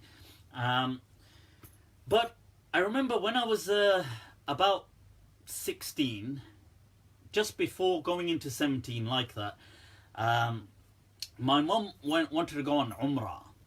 And there was a group of people that were going on Umrah, and they said, let's take me. So I was like, all right, whatever, it's like a holiday. We had respect, obviously, for Islam and Mecca and Medina. And I had, as a kid, been to masjid, had the kind of, I was going to say, had the hell beaten out of me like everybody else, memorized all the stuff, and done all of that, not with tajweed and stuff, but my point was, I knew the basic stuff. I knew what salah is. I didn't know how to pray and stuff, but I never used to. So I went there, and I remember that, I was in Medina, and, obviously you're just chilling, going around, like I did a few of my things. I was just a kid as well. And I remember there's this guy, Pakistani kind of, a bit, he must have, I don't know, maybe late teen, 20 at most, something like that, year-old man, and I saw him there, and he was just standing there and really kind of bothered, and he had shalwar kameez on, so I could speak basic kind of Urdu, so I spoke to him, and I said, is everything okay? And he just said that, he said, he'd heard that to recite Ayat al-Kursi in front of in the Rawda of the Prophet was like a really great deed. So I said, okay, like I don't really know much. So, and he said, I don't know it though. He said, I don't know Ayat al-Kursi. So I actually knew it. I mean, I wasn't religious or anything, but I knew it because obviously we memorized it as kids because, like I said, they used to beat the hell out of us, so we had to memorize stuff. So I said to him, well, Ayat al-Kursi, like, is it like Allahu la ilaha illallah? And he said, yeah. I said, well, I know that. I said, I can read it for you if you want. You can read it after me. So he said, will you? And I said, yeah. And so we went and we just sat there in that Rawda by where the Prophet's grave is. And I just read it to him just in my tajweed of proper messed up tajweed back then. And he read it after me. And he was so chuffed by it.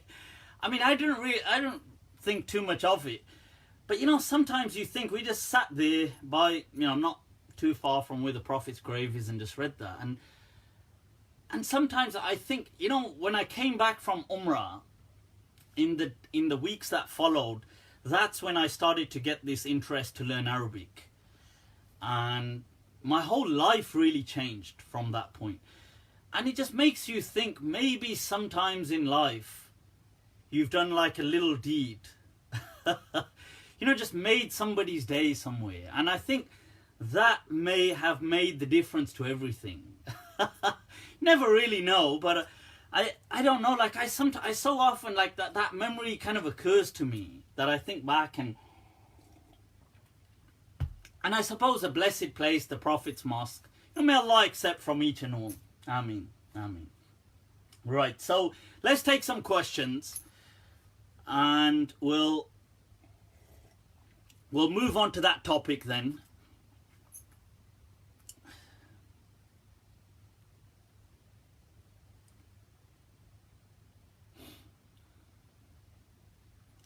Right, how do you reconcile how Allah speaks about these features with the facts we are supposed... with the fact supposed to believe Allah is outside of our cognition? You see, Allah tries to address humans in a capacity that we can make some meaning out of it. If you can't, and let's say whatever meaning you take is, I think in a way, fine. The problem is when you try to impose what you're taking on other people. That's a problem. So Allah does sometimes speak about, look, like Allah will say his hand was above their hand and so on and so forth. But we generally understand that to mean support and stuff like this. I think most Muslims understand that to be support, but in other verses they might disagree. Is Sahari 3 a.m. or 1? Okay, so we've got Ramadan coming up. This is a good point now. Well, I think... Right, now look, in the UK, the fasts are going to be incredibly long and lengthy. This has been happening for a few years now and will probably go on for a few years. Now, at least 18 hours and plus in certain places. And plus in certain places, in some European countries even more. Now, what is the ruling on these? Generally, I would advise all people who can keep the fast to keep it. Inshallah, there is great khair in these fasts, not just spiritual, not just Islamic, not from a faith perspective alone, even physical, health, endurance, all of these things. Allah is merciful, and there is a great wisdom in a hadith, sumu tasihhu, fast, you will develop good health. That is a hadith of the Messenger of Allah. I do believe that these kind of things are a benefit for us. If, however, you're struggling,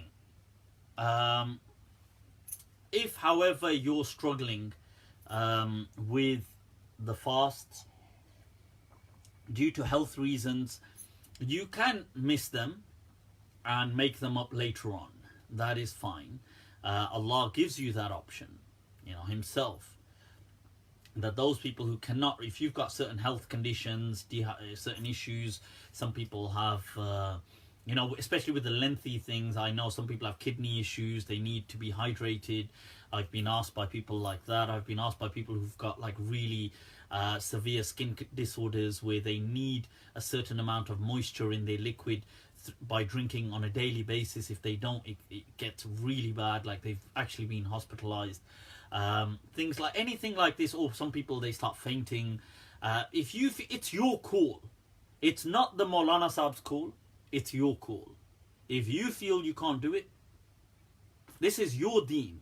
Allah is your God. He's just as he is the Maulana Sahib's. It's not his call to make. It's up to you. You can do that.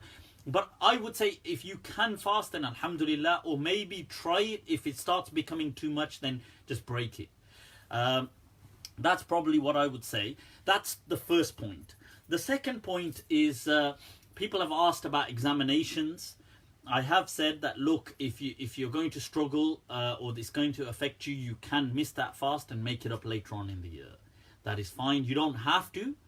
I myself, I would argue that I have been through Ramadan in some parts of the world at some points in very hot temperatures. I have kept my fast generally, I mean, as far as I know. So as an individual, I would probably try to do it, but then I'm not you. You're not me. You might do something which I might be like, what the hell, I can't do that. And I might do something which you might think, I can't do that. So it's your call. Imam Shatibi says that every insan is faqihun nafs. It's your call. Right? So, but don't take having a tooth removed break the fast? No, it doesn't. Removing a tooth does not break the fast. Swallowing remnants between your teeth does not break the fast. Swallowing a bit of blood, for example, if your tooth or your teeth started bleeding during the day, does not break the fast. For the love of God, brush your teeth, people, when you're fasting. It does not break your fast. Use mouth sprays. It does not break your fast. For the love of God. And for humanity, unless you want to gas them. There is a few things in this world that are worse and more abhorrent than bad breath. Honestly, one thing I totally can not stand is bad breath. So by all means, use mouthwash, use toothpaste, use mouth sprays, use any of these things. Use those you get those things that just melt on your tongue. You can use them. It does not, even if they've got a taste, it is not food, people. It is not food, okay? Use a miswak if you want to use a siwak.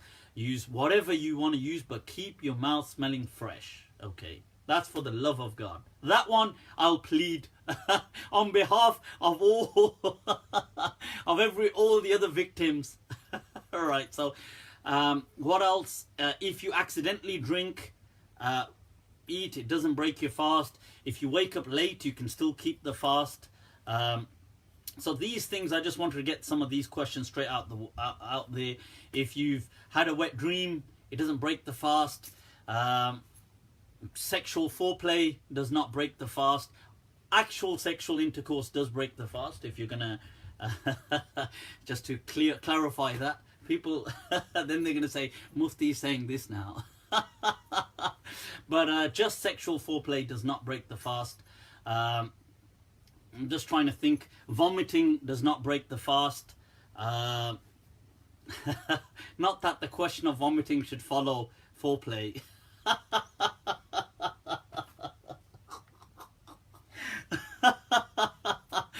Then people say Mufti doesn't do himself any favors, does he, with his humor? Then somebody's going to turn that into like, and they're going to put that out there. Say, look what Mufti's. So, right, so anyway, what else? I'm trying to think. Vomiting doesn't break the fast. Bleeding doesn't break the fast. Billy boy! Alright! Billy's in the house, man. That's what we're talking about. Bleeding doesn't break the fast. What else? Rinsing your mouth, gargling, doesn't break the fast. Even if remnants of water did, like if I kept rinsing my mouth, naturally some remnants will get swallowed. Will get absorbed. That does not break the fast. Okay. Accidental eating, drinking. Many people in the Maliki madhab have gone to the fact in saying that it breaks, but some people like Qurtubi and other people have questioned that, and I go with that understanding that it doesn't break the fast. Okay. So what else? I'm just trying to think of any. What else is there that's controversial? Eardrops don't. That's not controversial. Don't know why I said that after. I'm gonna just get done. But I don't know that. But eardrops are not controversial, and they don't break the fast. Nasal drops. Nasal drops. But eye drops do not break the fast. I would say anything that's not food does not break the fast. If somebody just swallowed dust or swallowed a fly or swallowed something by accident or breathed in smoke, does not break the fast. These things, wearing a patch for smoking does not break the fast. Taking injections does not break the fast. I had been asked previously, and I'm not encouraging this, just in case people say, but I had been asked, does masturbation break the fast? I have got a video, and I will release that. I mean, we released it as part of my clips. I've said, according to many of those ulama, Albani and all these people, Shawkani and those which are quote in the video clip, it does not break the fast.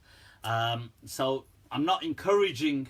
Let me clarify, right? Just in case people misquote me so much, man. But yeah. So what else? Sleeping does not break. You know, some people say, what if you slept the whole day? Doesn't break the fast. So these are some questions. I hope that's of some help. Right, okay, moving on to some. Somebody said, what? Whatever the right hand possesses, huh? Whatever the left hand possesses, is that what you're trying to say? Right, so, but I mean, look, I'm just giving these opinions. There are many people, there are other opinions. I've not said no other opinions exist in Islam. Many opinions that may have said everything I've just said breaks the fast. Fine, if you want to take that, you can, but this is, and I have got detailed short clips called, in my series, which is on YouTube, called Fast and Fiqhs. And I answer these in there with a lot of banter and these questions in short, I think 5-minute clips each. Somebody said Maliki madhab accidentally breaks fast. Liar.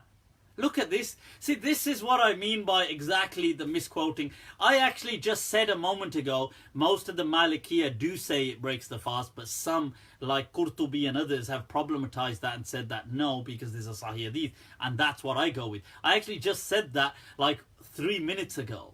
For God's sake, stop focusing on the masturbation question and listen to the other ones. This is exactly what I have to put up with. And then they say Mufti swears.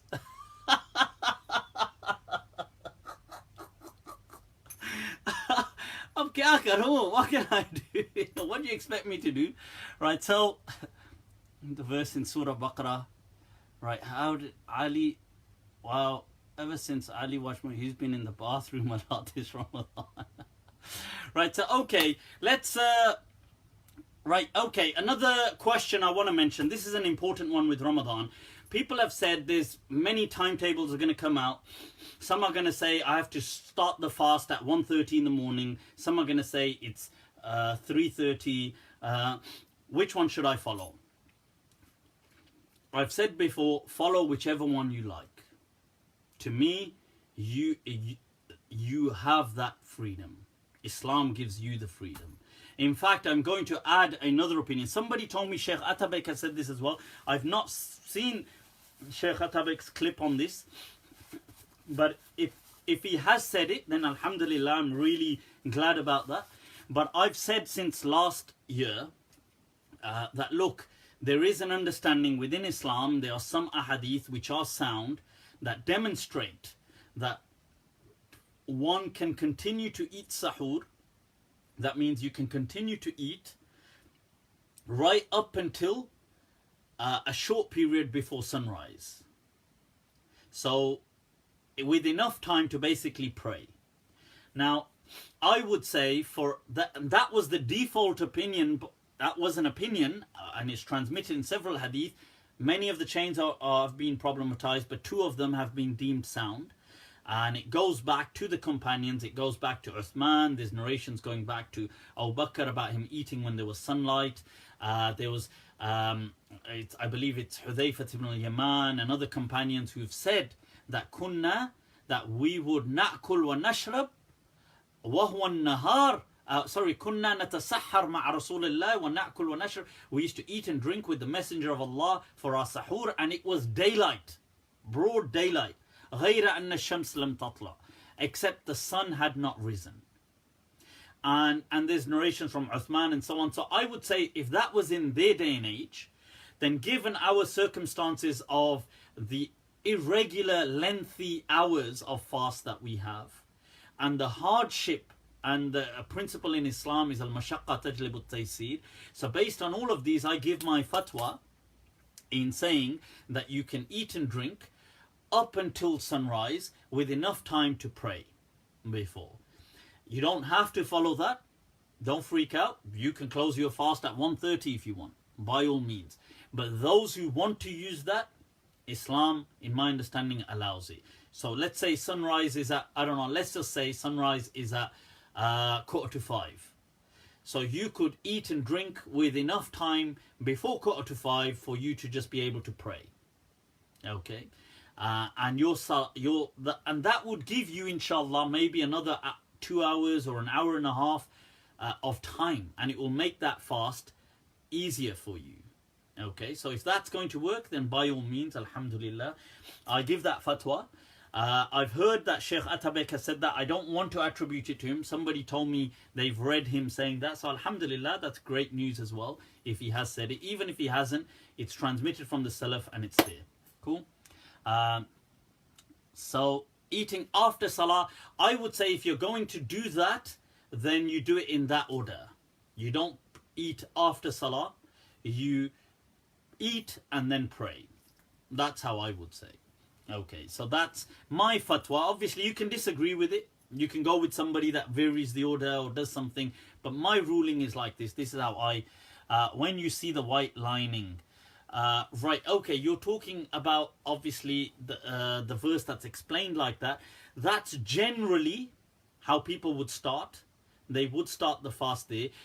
But there's a whole discussion on why couldn't it be so clear, because even that hadith, look, even that hadith, if you think about it, the hadith is that the Prophet said, Kulu washrabu hatta, eat and drink until you hear the adhan of Ibn Maktoum.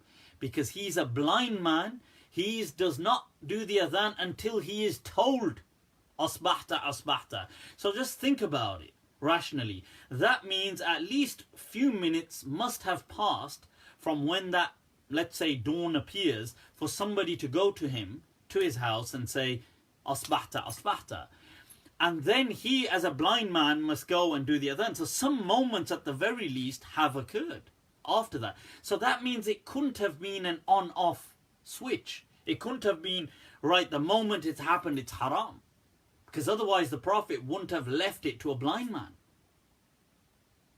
Although that would be the main way, the general way of keeping fasts would be like that. That would be the general sunnah, in my understanding. But the validity can be extended, especially with harsh circumstances. That's my fatwa. Okay. The word Ramadan comes from like testing, like heat, things like this. Ramadan, the word Ramdah. Some people have tried to say it's a name of Allah. That's been rejected. But generally that's the understanding, like testing and heat and stuff like this. Okay, cool. Let's take a look at this hadith, people. And by the way, look, I'm not saying you're not going people have to agree with my understanding, but I'm just trying to create ease for people.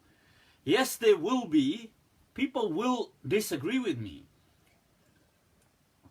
But if that will allow people to keep the fast, then by all means, it's going to be hot as it is. Just as this journey, there's this, because for saying this, I'll probably get heat. I'll probably get heat for saying this, but if it can make life easy for people, if it can make this deen work for people, then by all means. And even if I face heat in saying that, there's a poem that Safar mein dhoop to hogi, chal sako to chalo. That there will be heat in this journey of ours, meaning like obviously sun heat, but dhoop to hogi, tum bhi chal sako to chalo. That if you can take it as well, then by all means. That sabhi lage hain bheed mein, tum bhi nikal sako to chalo. That everybody is in this queue, this kind of, if you too can bear the patience, then by all means. Safar mein dhoop to hogi, tum bhi chal sako to chalo. That he says, it's a very beautiful poem actually by Nida Fazli. He says, Kisi ke vaste rahein kahan badalti hain. That when does, for who does the path itself change? Path is always set. It doesn't change for you. Kisi ke vaste rahein kahan badalti hain. Tum apne aap ko badal sako to chalo. If you can change yourself, then by all means. Yahan kisi ko koi rasta nahi deta. Allah, Allah. Yahan kisi ko koi rasta nahi deta. Mujhe gira ke khud tum samal sako to chalo. He says here, nobody gives anybody way. It's a dog-eat-dog world. Nobody gives anybody way. If by tripping me over you can make it, then by all means. Allah, Allah. Dua, he says, kahin nahi hai suraj, dua fiza. That we can't see sunlight anywhere, that everything is just clouded. Tum apne aap se bahar nikal sako to chalo. If you can get out of yourself, then by all means. And he has this line in this ghazal of his where he says, Yehi hai zindagi, kuch he says, Yehi hai zindagi, chand khab kuch ummeeden. Ha ha ha ha ha. Yehi hai zindagi, chand khab kuch ummeeden. इन्हीं खिलौनों से तुम भी बहल सको तो चलो. सफर में धूप तो होगी. Allah, Allah.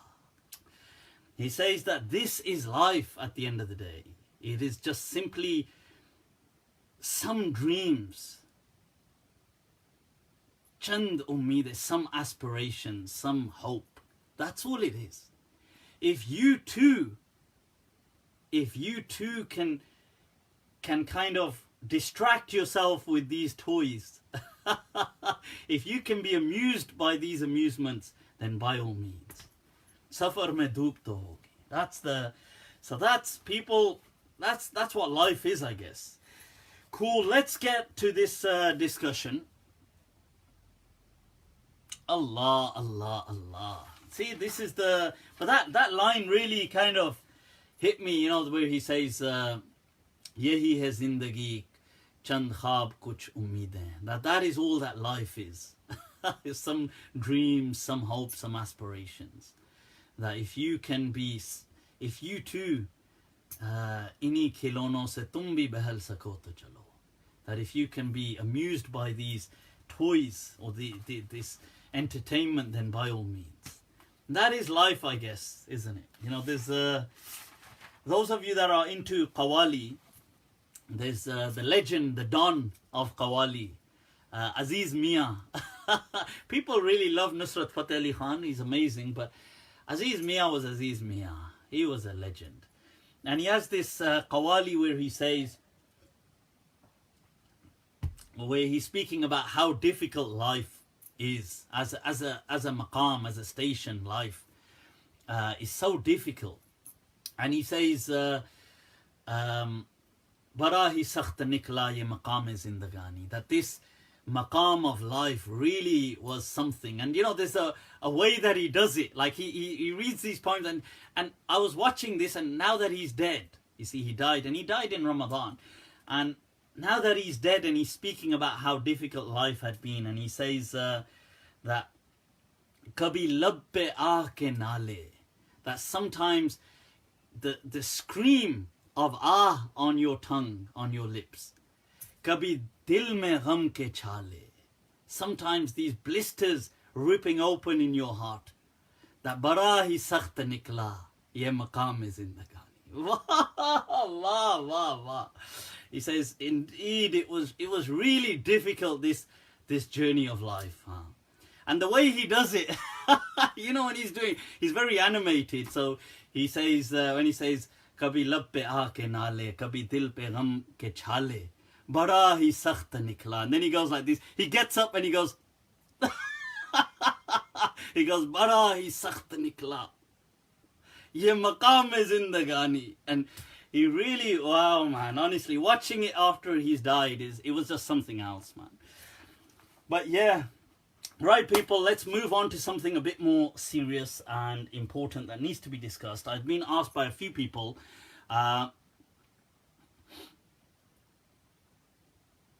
you tell me how much you've been giving, as I'm heart patient and can't keep them? I don't know what that means.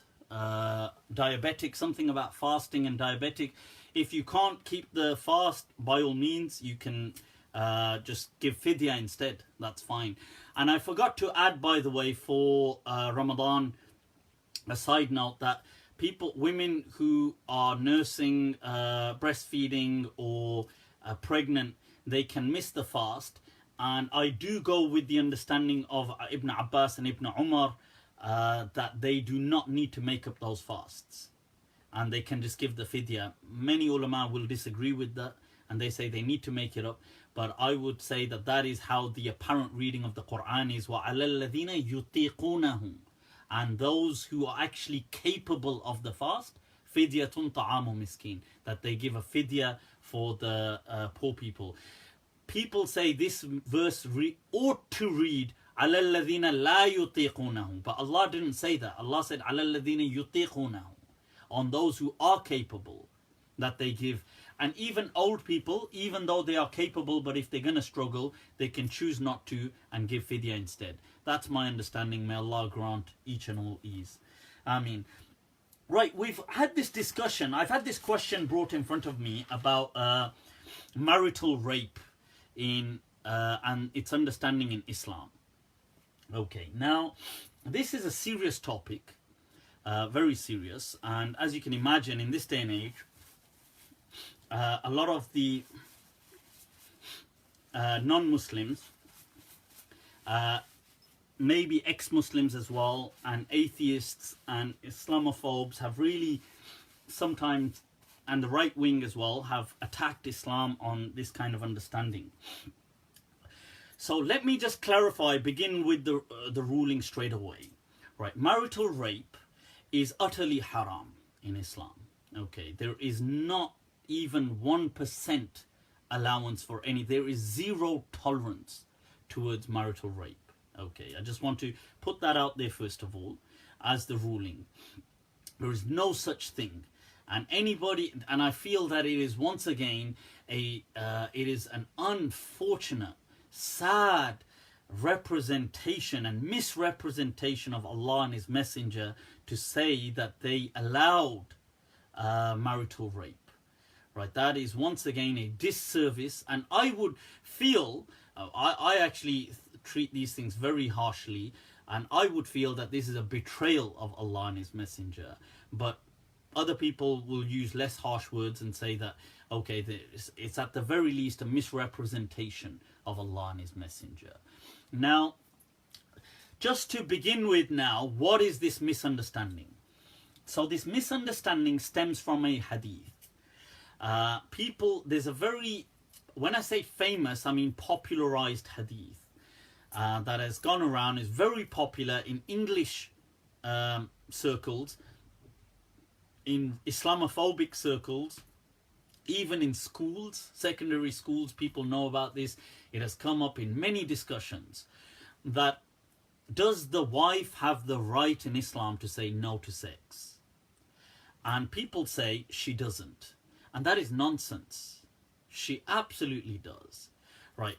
Now, I want to clarify what's going on. People are basing this understanding on a hadith. This hadith that they are saying is found in Sahih Muslim. It is found in Sahih Bukhari. It is found in Abu Dawood, in Ad-Darmi, and in the Musnad of Imam Ahmad. Okay. It is a hadith that is solely transmitted pretty much by Abu Huraira radiallahu anhu. Now this hadith pretty much works around this wording. So I'm going to read one of the wordings. Obviously they're all pretty much very similar to this wording. That إِذَا بَاتَتِ الْمَرْأَةِ, that if a woman goes to sleep or spends the night can be translated as that, هَاجِرَةً فِرَاشَ زَوْجِهَا, or هَاجِرَةَ فِرَاشِ زَوْجِهَا. It can be read in either way. Right? So if she spends the night having abandoned or not sleeping with her husband. In another narration, he says, إِذَا دَعَا, if the husband calls his wife إِلَى الْفِرَاشِ, to the bed, and she says no. So it has that variation in some narrations. So, لَعَنَتْهَا الْمَلَائِكَةِ, the angels will curse this woman حَتَّى تُصْبِحْ, until it's morning. And in one of the riwayah, حَتَّى تَرْجِعْ, until she returns to the bed. So it doesn't have to be the morning, it could be days later, until she returns to having sex with him. In one of the riwayat, it says, it doesn't say the angels, it says, يَسْخَطْ عَلَيْهَا, that the Lord's wrath will be upon her. The Lord himself, Rabbus Sama, or Manfis Sama, the one in the heavens, the one in the sky above, will have his wrath for her and his anger. Now, this hadith, right, that we're going to take a look at is the cause of this problem. Okay, this hadith is problematic, and I will demonstrate how this hadith is unreliable and clashes with the clearly established, with not only reason, the golden three, with reason, the established sources of the Quran and Sunnah, and the principles within Islam. Right, so first of all, let's just take a look at these chains. Okay, now what I'll do is I'll focus pretty much, let's take a look at the Bukhari riwayah, because everybody puts Bukhari first. Then we'll take a look at Sahih Muslim as well, and then there's two others, we'll take a look at them. So okay, like I said, this narration mainly comes pretty much only through Abu Huraira radiallahu anhu. From him, it centers on some transmitters. Primarily, it centers on A'mash, and it centers on Qatada. These two pretty much, this is how it pretty much kind of comes down. There are some other issues as well along the way, but I'll speak about them. So let's take a look at the first riwayah in Bukhari, like which I've quoted to you. Now this comes through A'mash. A'mash, what do we know about A'mash? A'mash is saying An Abi Hazim, An Abi Huraira. It's transmitted from Abi Huraira. A'mash, he was known as a major mudallis. Okay, mudallis, that means that he would often just omit people and try to make the chain look as though it sound.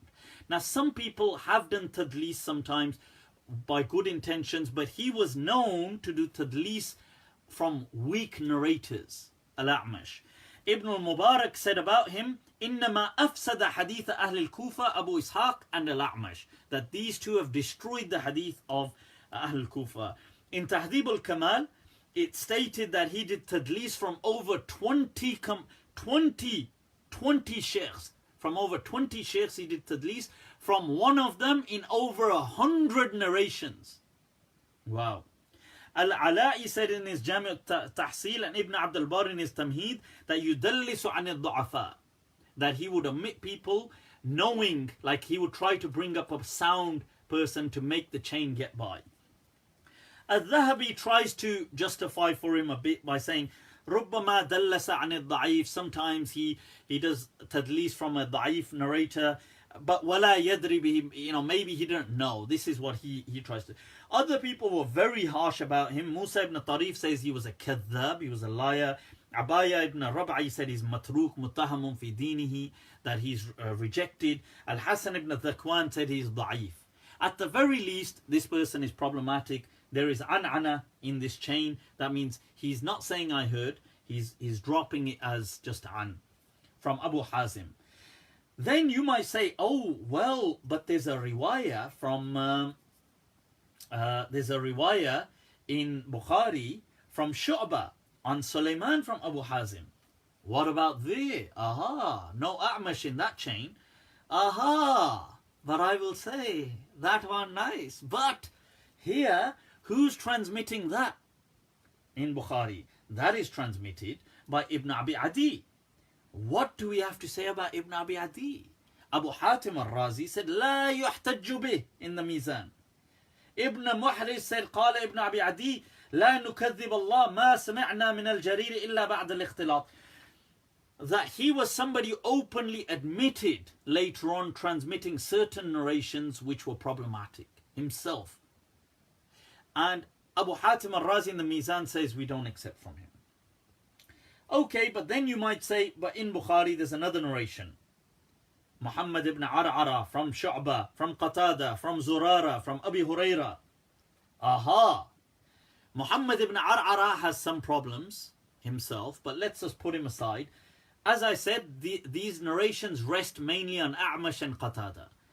Qatada himself was another mashhoor mudallis, tadlis. He would often omit people.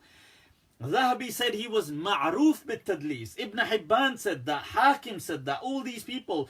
Abu Dawood said he did tadlis from over 30 people. Lam yasma' minhum, but pretended as though he'd heard from them. Ibn Hajar even puts him in the third category of mudallisin, la yuhtajju bihim, who are not reliable. Right, so you might say, okay, so that's the three narrations found in Bukhari. What about Ad-Darmi? Darmi's riwayah is from Qatada again. What about in Ahmad ibn Hanbal? Once again from Qatada. What about another narration, Ahmad ibn Hanbal, from A'mash? But what about, you might say, but in Ahmad ibn Hanbal there's one narration where Qatada is saying, he's saying, Akhbarana, that he's saying that I heard, and I heard that, so he's using the word, he's not doing an'ana. You think, acha. First of all, that would be massively problematized. If that was the case, why didn't he say in the more authentic narrations? Why didn't they transmit that from him? Secondly, who's saying Qatada said this? Bahaz. And what does Abu Hatim al-Razi say about Bahaz? La yuhtajju bih. La yuhtajju bih. So, out. This one as well, out. Okay. Let's take a look at the narrations in Sahih Muslim. Narrations in Sahih Muslim come from Ibn Abi Umar, who says, I heard from Marwan, who says from Yazid ibn Kaysan, from Abu Hazim, the same narration going back to Abu Huraira. This Yazid ibn Kaysan, interessante. Yahya ibn Qattan says, Laysa mimman yu'tamadu ali, is not reliable. Abu Hatim al-Razi says, La yuhtajju bih, we do not take him as an evidence, right? Ibn Hajar even says, he tries to be good, says Saduq, he's yukhti, he makes mistakes. Not nice, this one.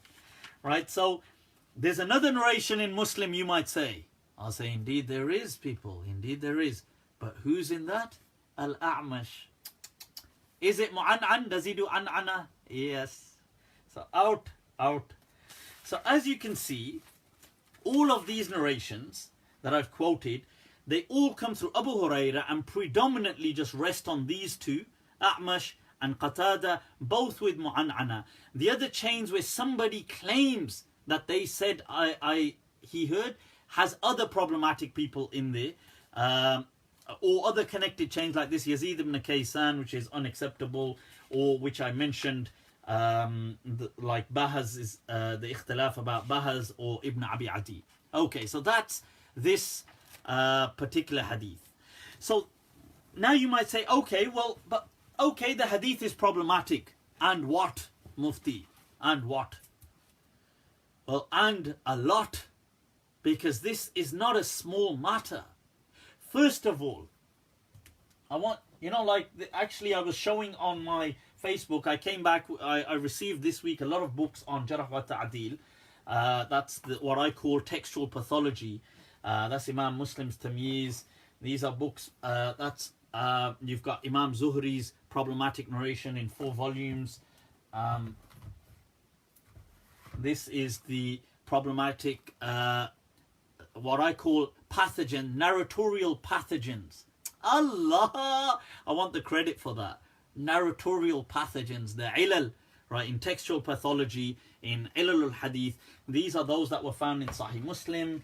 So that's some awesome kind of reading I've been doing. These are the ilal hadith, but you've got Ali al-Madini. But this is an interesting contemporary work as well. Now look, illa, when you reject the hadith, with one of the key things, because it's from a well-known, everyday, ubiquitous matter, umum al-balwa. The Hanafiya were really huge on this. And they give examples, like things like breaking the wudu by touching your private parts. Everybody should know this. Why should it only be transmitted through one person, etc. And they go through other narrations.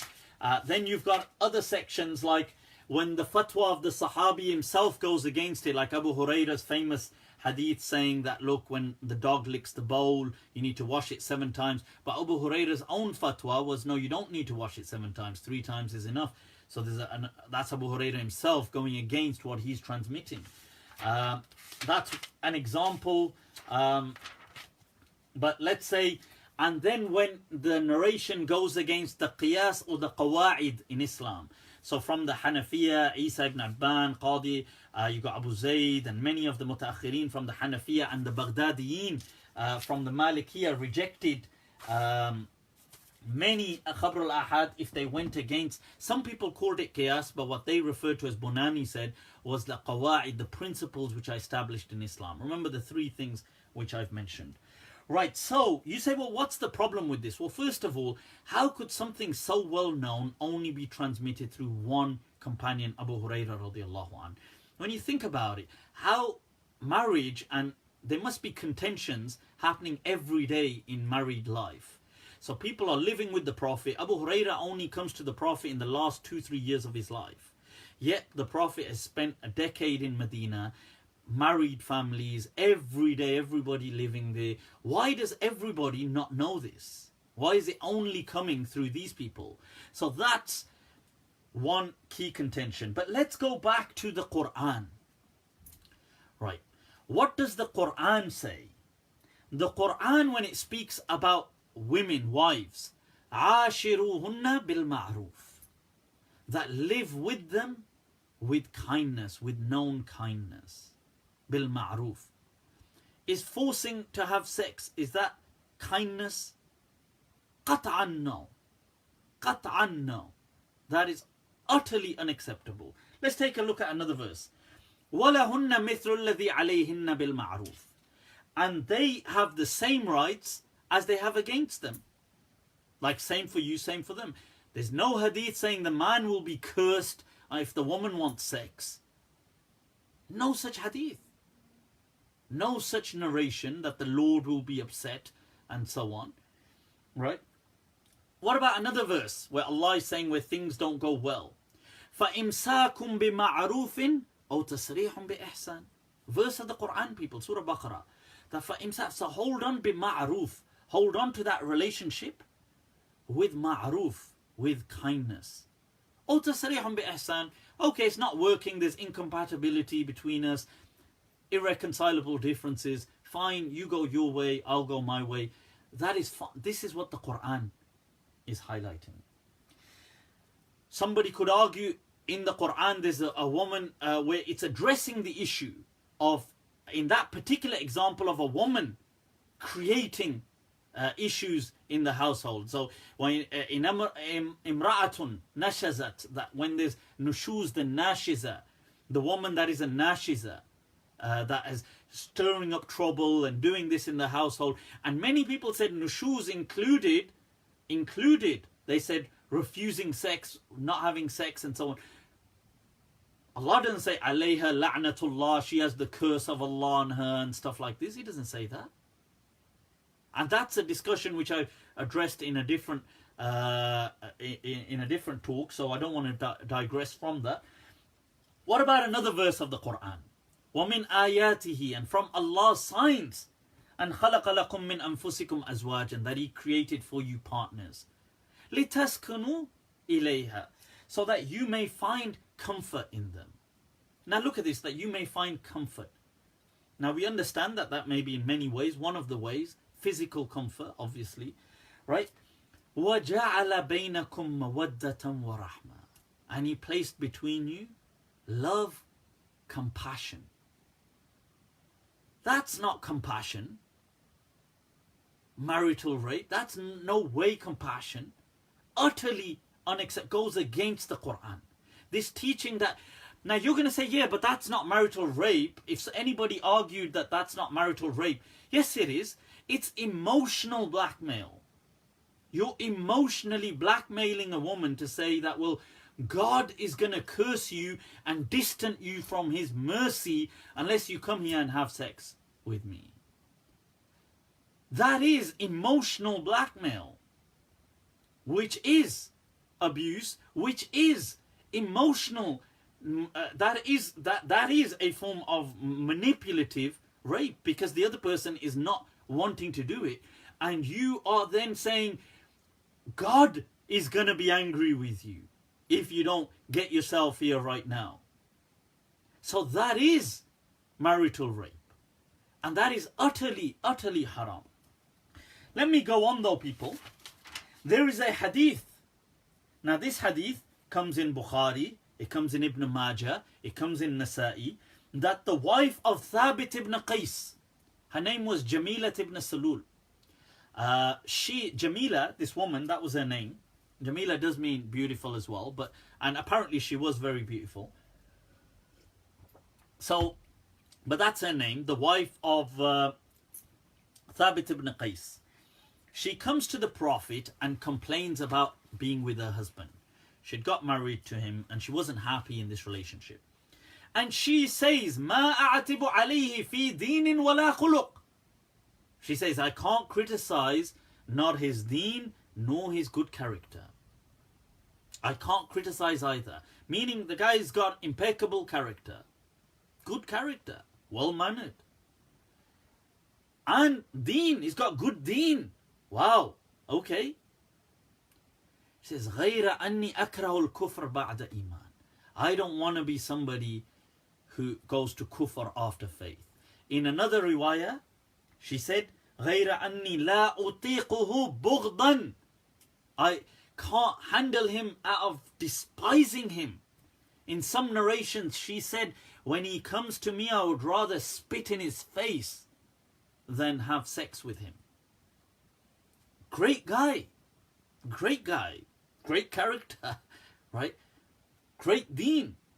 But she said, and in some narrations, there's narrations in Bazar and the Musnad of Ahmad where Ma'mar says, she says that you can see what I have in terms of beauty. Like she was apparently very beautiful. And she says that he was known lid-damama, for being, not to disrespect him, but he was known for being quite not so easy on the eye, quite ugly. Like people said he was damim. So he was a bit ugly. So she just couldn't tolerate that. And she's, in some narrations, like I said, she said, I'd rather spit in his face than have sex with him. But he's a great guy otherwise. I'm not saying he's a horrible, nasty person. He's not. But she says, this brings out the worst in me. Did the Prophet say, Alayki la'natullah, al-malaikatu tal'anuk. The angels are cursing you. Yaskhat alayki rabbuk. The Lord is angry with you. Hatta tarja'i, hatta tusbihi, until you go back to his bed, until you do this, until you do that. Of course not. The Messenger of Allah sallallahu alayhi wasallam said, fine. Said to him, talliqha.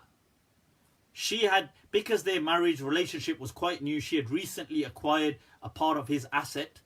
And so it doesn't look like she's doing this just to con him out of his assets. The Prophet asked, you know, this recently acquired land you took from him, you're happy to give it back? She said, yeah. The Prophet said, take it. Said to him, and finish this relationship right now. Rahmatan lil alami. A mercy for the world. That's the Messenger of Allah sallallahu alayhi wasallam. Now, in another riwayah, the Prophet himself was married to a woman. Now, there's some debate on the name of this woman. Some people say her name was Umayma bint Sharahil. Some people said she was Al-Kalabiyah. Whoever she was, the Prophet, some people said that here's a woman, she's looking to get married. The Prophet got married to her. And this is transmitted, you have this. There's certain narrations of it in different books, some even in Bukhari, in the Sahihain, alluding to it. Now, the Prophet, when he just went into the house and she was there, she said, A'udhu billahi mink. I seek refuge in Allah from you. Now, the Prophet said, فَقَدْ عُذْتِ بِعَظِيمٍ. You have sought refuge in the mighty. And he said, and he left, and he said that this relationship won't work, and he left it, and he said to it's Abu Usaid that give her such and such thing as a gift, and I'll finish this. I'll divorce her from this relationship. Now the scholars did dispute, why did she say A'udhu billahi mink? Some people say she was set up to say that, like some of the wives had told her, say this, the Prophet likes hearing that. Some people say she didn't know he was the Prophet. She was just told, hey, would you, since she was interested in getting married, this was an arranged marriage, and she did not know that was the Prophet. But her words to the Prophet, and the Prophet said that, look, well, she's obviously whatever, but she doesn't seem very happy with this relationship. Let's end this right here. You see, that is what relationships are. The Prophet could have said, oh, the malaika tal'anuk, the angels curse you, this happens, that happens. No, that is not how Islam works. Okay. Another, and this is one of the most important narrations I want to bring your attention to, people. The verses of the Quran I've said that the women have the same rights as you. That you live with them with kindness. You either accept them with kindness or separate gracefully. That that Allah placed love and compassion between you. That is, the Quran takes precedence. Then there is a hadith. This hadith is in Sahih Bukhari. It is in Sahih Muslim. It is in Nasa'i. It is in Tirmidhi. It is in Abu Dawood. It is in the Musnad of Ahmad. It is in Sunan al-Darmi. That the Messenger of Allah sallallahu alayhi wasallam, from Uqbat ibn Amir, that he said, Ahaqqu shurut, that the most deserving of the conditions, and tufu biha, that you must be loyal to, mastahlaltum bihil furuj, that which you got married by. That which you got married by. That, and the actual wording, that which you made their private parts halal to you by. Now people here say, oh, that means be kind, provide food, do this. You did not make that condition when you got married. What was the condition? The shart for the nikah to be valid. The shart for the nikah to be valid wasn't, is there food in your cabinet? That wasn't the shart. Was the shart, have you got a horse, or do you have a vehicle, or do you have money? That was never the shart of a nikah, to make a woman halal for you. The shart was consent. It was consent was the shart. Rida was the shart. Rida tarafain. That she was supposed to say, qabiltu, I accept. That condition you must live up to. You cannot turn away from that condition. That hadith is found in Bukhari, in Muslim, in Darmi, in Tirmidhi, in Abu Dawood, in Musnad of Ahmad. How can people justify, go away from the clear verses of the Quran, clear teachings of the Messenger, the principles of Islam that are that there is no harm in Islam? How could Islam condone harm? How could it condone harm like this? It would do nothing but breed hatred if you were. So these clearly show, and a matter that is so well known, how is it only Abu Hurairah radiallahu anh transmitted it? How is that? And that too through mainly A'mash and Qatada, both through mainly Tadlis and An'ana and the chains and the problems which I've already highlighted. And it clashes with, you see, the wife of which Thabit ibn Qais, her story which I just read to you. It clashes with this hadith of Uqbat ibn Amir that you must maintain the initial condition for nikah, and that condition was consent. Right? So anybody telling you anything different is wrong. They are either ignorant, they are either misinformed, or they are misrepresenting Allah and His Messenger. And I seriously beseech them, plead to them to stop misrepresenting Allah and His Messenger. Now somebody may say to me that, yeah, but look, in a relationship, naturally there's always some compromise. That's a fair statement, true, there is always compromise in relationships. That's the very essence of relationships. And you might say, well, look, even with sex, one of the two partners, it's not always that both partners are always on that mindset equally at the same time. One of them might be kind of always a bit of a compromise, like, okay, and you think, well, fine, that may happen, and I'm sure that happens, right? So you might say, well, so what's the problem? Look, that is not necessarily the problem. The problem isn't, can you persuade people? Like, if you're in a relationship and a person wants to be intimate and the other person's feeling, and you persuade them, people are always persuading people, hey, come on, let's do whatever. Nobody's arguing against persuasion, but it should be done. Two important factors. One, through non-abusive means. Not physical, not emotional, not mental, not psychological abusive means. Abuse does not enter your persuasion. You can persuade people, you can be nice to people, you can do things. People are always persuaded. People are persuaded to do everything, but not through abusive means. No way. Two, if you're gonna persuade people, don't bring God into it. Don't bring God, Allah and His Messenger to justify you having sex. That is haram. By all means persuade somebody. Be good to them. Be kind, whatever. Hey, listen, how about a holiday? Whatever you're going to do. Not a holiday every time. That'll be like a daily holiday. But my point is, persuade people not through abusive means, any kind of abuse. Mental, physical abuse, psychological, emotional, religious, spiritual. And two, do not bring God, do not drag the name of Allah and His Messenger to just fulfill your need to have sex. That is unacceptable.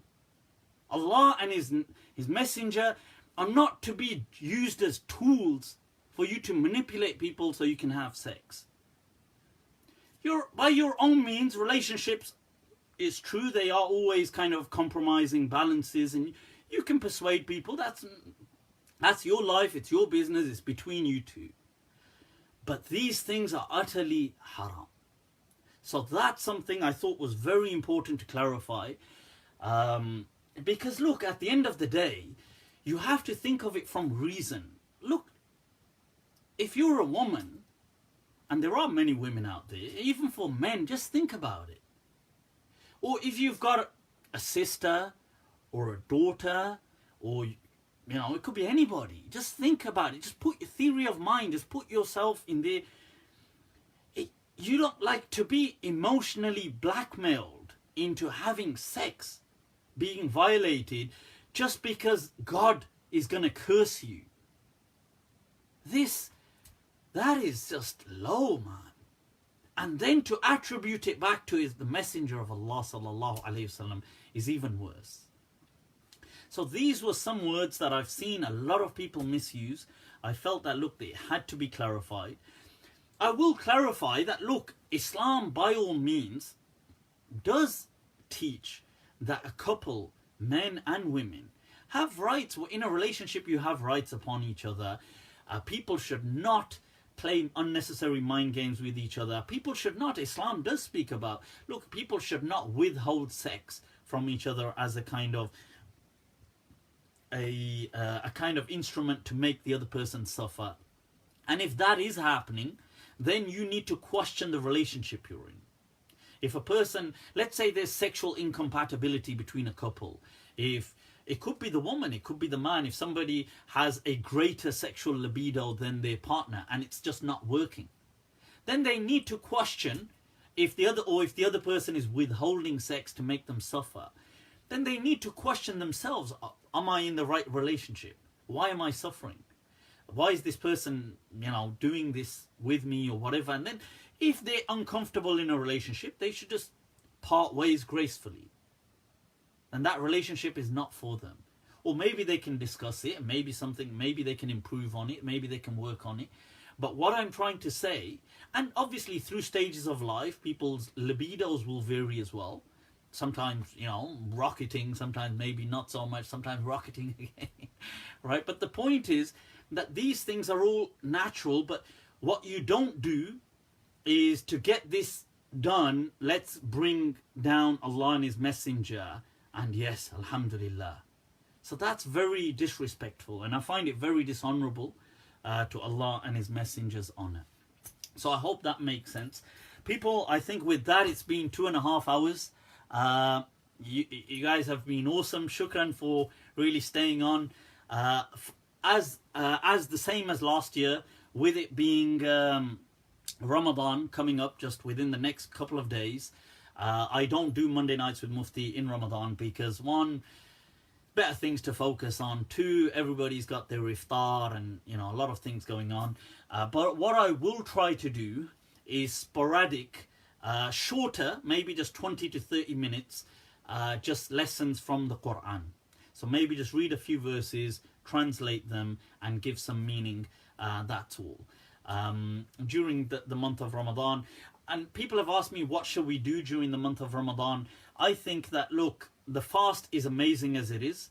Keep the fast. I would like to encourage people to what I'm calling a back to basics project.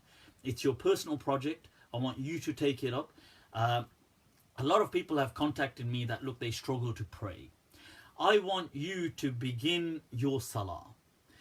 Even for those, and this is a spectrum, those who are, really struggling, then even if you're praying just the fard prayer, and even if you're praying it all together at one point before you're going to sleep, or as you wake up, whichever way, you're just praying all of them together. And those who can pray, maybe, they can do better than that. Maybe they can break them up into two. Maybe they can pray all the day prayers together and the night prayers together in one go, the obligatory part. And maybe there's some who can pray all 5 in their time. Then alhamdulillah, there is some who maybe can only just pray the fard. Alhamdulillah, do that. Just the obligatory part. And there's some who might be able to do the nafal. Wherever you are on that spectrum, I encourage you to kind of to embark on this back to basics project. And what I would say, so do that. And even if it's just a few verses of the Quran each day in Ramadan, just read it. A few verses, that's all. Nothing much. Don't need to burden yourself. If you can read more, by all means, that's beautiful. If you can't, a few verses, maybe you've read half a page. Alhamdulillah, it's taken you a few minutes. That's awesome. So that's a key factor, and I wanted to focus on 3 things. 1, the salah. 1, some connection with the Quran, and by extension, learning. So if you want to learn things. People have asked, what should I do in Ramadan? Learn. If you want to learn Arabic, learn Arabic. If you want to learn about Islam, learn about Islam. If you want to learn about the amazing character of the Prophet, learn about that. Learn about anything. Just learn, read, listen. Whatever's your thing, do it. And the third thing about humanizing people. Okay, I'd like us, this is the back to basics kind of project. The third thing, I'd like people to really, and this can be done in two ways. One, at a social level, and two, at a conceptual mental level. So at a social level, by maybe being charitable, which a lot of Muslims are, but to really understand, I want this to expand beyond just Muslims. To really try to think from an angle of compassion for humanity as a whole, for even non-Muslims. I don't mean it doesn't have to be across the globe. Just thinking, look, like I want you to put yourself in the mind of non-Muslims in this country. Just think how they see the world. How do they see us? How do they see Islam? Just think about that. It's only a thinking project. And the other aspect of it is maybe you could do something charitable. Maybe you could help out. A lot of people do give to Muslim charities, but maybe you could just give to a local hospice. It doesn't have to be Muslim. Maybe you could give to a local children's kind of home, or the children's ward where children are suffering, children's hospital, or anything. Just a little. It doesn't even have to be Muslim where you're giving. You could give to Muslim. It doesn't have to, but just reconnecting with human beings. So the one thing, your salah, however you pray. 2, some connection with learning in the Quran. And 3, some connection with human beings on a societal level. People, I think that's all I would really, I think that will be awesome, inshallah. It'll be an amazing journey. And don't worry about things like doubts and stuff like this. We all have doubts, and it's all good, and we can discuss these, inshallah, in their own time. People, I'm going to leave you with that. Right, there's a lot of some people just starting some discussions there. I can't really we've gone into this too much. Do reach out to me on Facebook, Twitter. I need to be more active on Twitter, Instagram, Mufti Abu Layth, YouTube, Mufti Abu Layth. Subscribe to my channel, people. All right, sounds kind of cool, and subscribe to my channel. Right, so Snapchat Malm 2014, MALM 2014. Right, other than that, people, take very good care of yourselves. Have an awesome Ramadan. Hopefully I will be seeing you online in between. Spread love, people, not hate. Right, that's my inshallah message. Take very good care of yourselves. Wassalamu alaikum wa rahmatullahi ta'ala wa barakatuh.